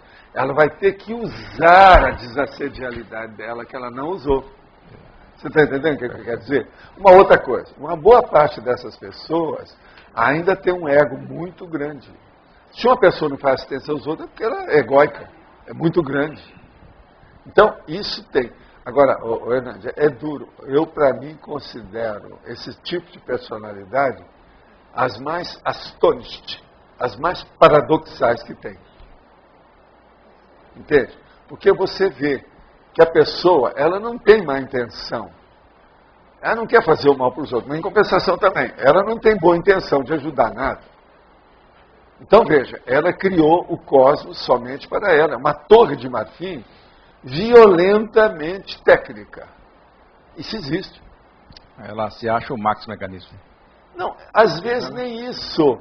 Ela nem quer achar, ela nem quer aparecer, porque senão ela vai ter que assistir alguém. Ela não quer nem retrucar aquilo que você falar. Ela está na dela. Então a pior coisa que tem é a pessoa que está numa torre de marfim, que nem fala, a pessoa está aqui embaixo e fala para ela, ei, como é que é? Nem cumprimenta. Não, é mais do que autismo, é muito mais sério isso aí. Agora veja, existem pessoas assim, sabe o que é bom nisso? Só tem um aspecto bom nisso. É que essas pessoas são poucas. O universo é pequeno, porque senão nós estamos perdidos. O universo é pequeno. Escuta, você andou estudando as formas aqui? Tem alguma coisa que você viu no texto? Não? Está tudo bem? Tá. Pode sim. Vamos passar para lá. A desconfiança gratuita que às vezes existe entre os grupos e as pessoas pode ser de uma vida para outra? Pode, mas às vezes é dessa vida mesmo que a pessoa ficou estigmatizada. Mas assim, o estigma nessa vida cria isso aí. Mesmo não tendo acontecido nada antes, assim? Não, às vezes aconteceu alguma coisa, mas é um estigma. Criar a imagem da pessoa. Fez fama, deita na cama. Entendi. Agora, se fez fama negativa, deita na cama, que vai ser uma cama de prego. E aí, entendeu? Essa é negativa mesmo, brava. Como que conserta isso? Como que ajuda a consertar? Consertar é ver se a pessoa, com o tempo, faça alguma coisa, que ela mostre pelos fatos, que é o problema da verbação. Ela mostrar primeiro os fatos, para depois ela falar o que ela fez. E mostrar os fatos. Se aquilo vem os fatos, você entope a boca de todo mundo, ninguém pode falar nada. A hora que vem contra fato, a gente não pode brigar. E quando é um processo assim de grupo, que seria importante o grupo ter confiança no outro para o trabalho andar? Aí é preciso de ter glasnost, transparência, falar a verdade, explicitar as realidades. Isso é a melhor coisa que tem. Para haver coerência, coesão do povo e, vamos dizer, intercompreensão, como eu chamo, né? A palavra que eu gosto de usar é essa, intercompreensão. Um tem que compreender o outro. E lembrar que ninguém é independente total e ninguém é dependente total. Nós somos interdependentes. Quando a pessoa chega num nível desse, se ela raciocina com lógica, vai ser bom. Também, se ela não raciocina com lógica, é melhor deixar para lá mesmo, que isso não vale. Uma pessoa que não raciocina e que não procura ter um pouco de lógica, é a coisa mais difícil que tem. Eu preferi trabalhar com sub-humano. Porque essa aí não adianta. Se não tem lógica, está perdendo tempo com ela. Professor, aqui só uma pergunta rápida. Eu ia falar sobre estigma, né? Como é que se confia numa pessoa que está estigmatizada? É melhorar o estigma dela. Ela mesma tem que fazer força. Aqui que eu estou falando, mostra um feito, uma façanha, um trabalho, dentro da verbação. Faça uma coisa e depois mostra. Ela desfaz aquela imagem. Agora, a maioria dos estigmas, eles existem apenas em um processo relativo, superficial, quase sempre social. Com jeito é fácil de limpar. Você está entendendo? Numa dupla. As pessoas, ela mesmo sentindo, ela acha que aquilo é o fim da picada, é o fim do mundo, acabou com tudo. Não é bem assim. Às vezes o processo é físico. social. Numa dupla, professor, se uma das pessoas está estigmatizada... Aí tem que perdoar, a pessoa tem que ser sincera. Se ela gosta da outra, ela tem que perdoar e acabou. E qual é o limite de dizer não, acabou e... É a hora que a pessoa, se ela não melhorar, e você se virar cúmplice dela, você compassa. Aí, em vez de você ter uma dupla evolutiva, você começa a fazer uma máfia. Aí não dá certo. Okay. Máfia 2 que irradia para outros, isso aí é perigoso. Quando você sente que tem raça negativa em um país que deseja conhecer, o que faria você nessa situação? Vocês acham que precisa responder isso? Alguém quer responder? Se está lá, cai fora. Se não está fora, não vá. Não é isso? Não é isso? Se você está dentro, cai fora. Se você está fora...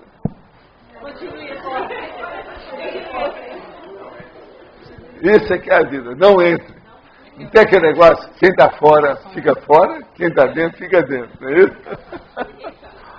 Eu acho que a situação aí é mais ou menos essa. Não tem muita saída. Não dá para explicitar muito mais coisa, nem dar nenhuma indicação nisso. É duro. Agora, gente, hoje... Nós temos aqui 19 temas aqui para o Mário falar. Tá. Só um minutinho. Depois da leitura dos verbetes, a Marta, Ramiro e o Antônio vão passar um recado. Verbetes novos. Anticatarse, autodespriorização, comando exterior, curiosologia, ignorantismo, localização, mini acidente, personalismo, postura antiqueixa, verbetes antigos, década, diferença semântica, operação, palavra-chave, pré-análise, prerrogativa, primoponente, referência, taxologia da segurança, usabilidade. O microfone agora é para Marta.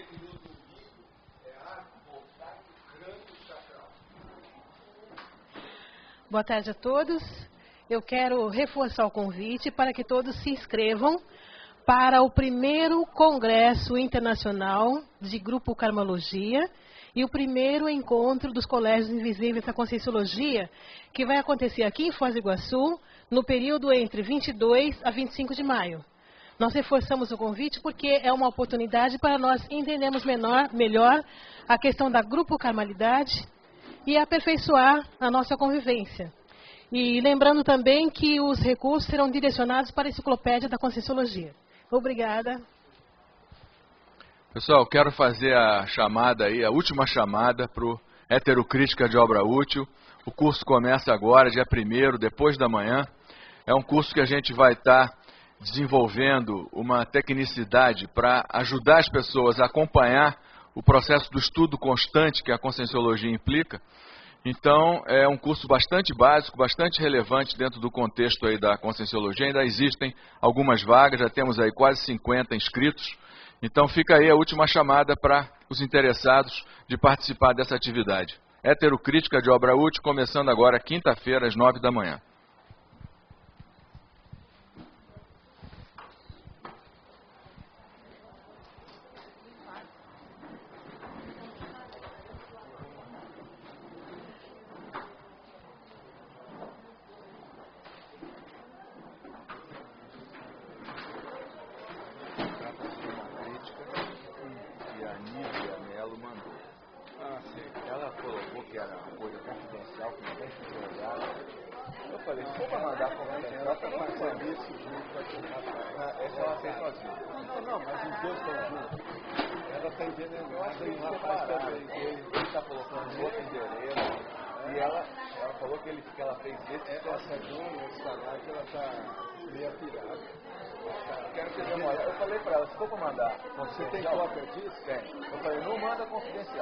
Atenção, ganhou postura anti-queixa com 12 votos. A tertúlia amanhã, 12h30.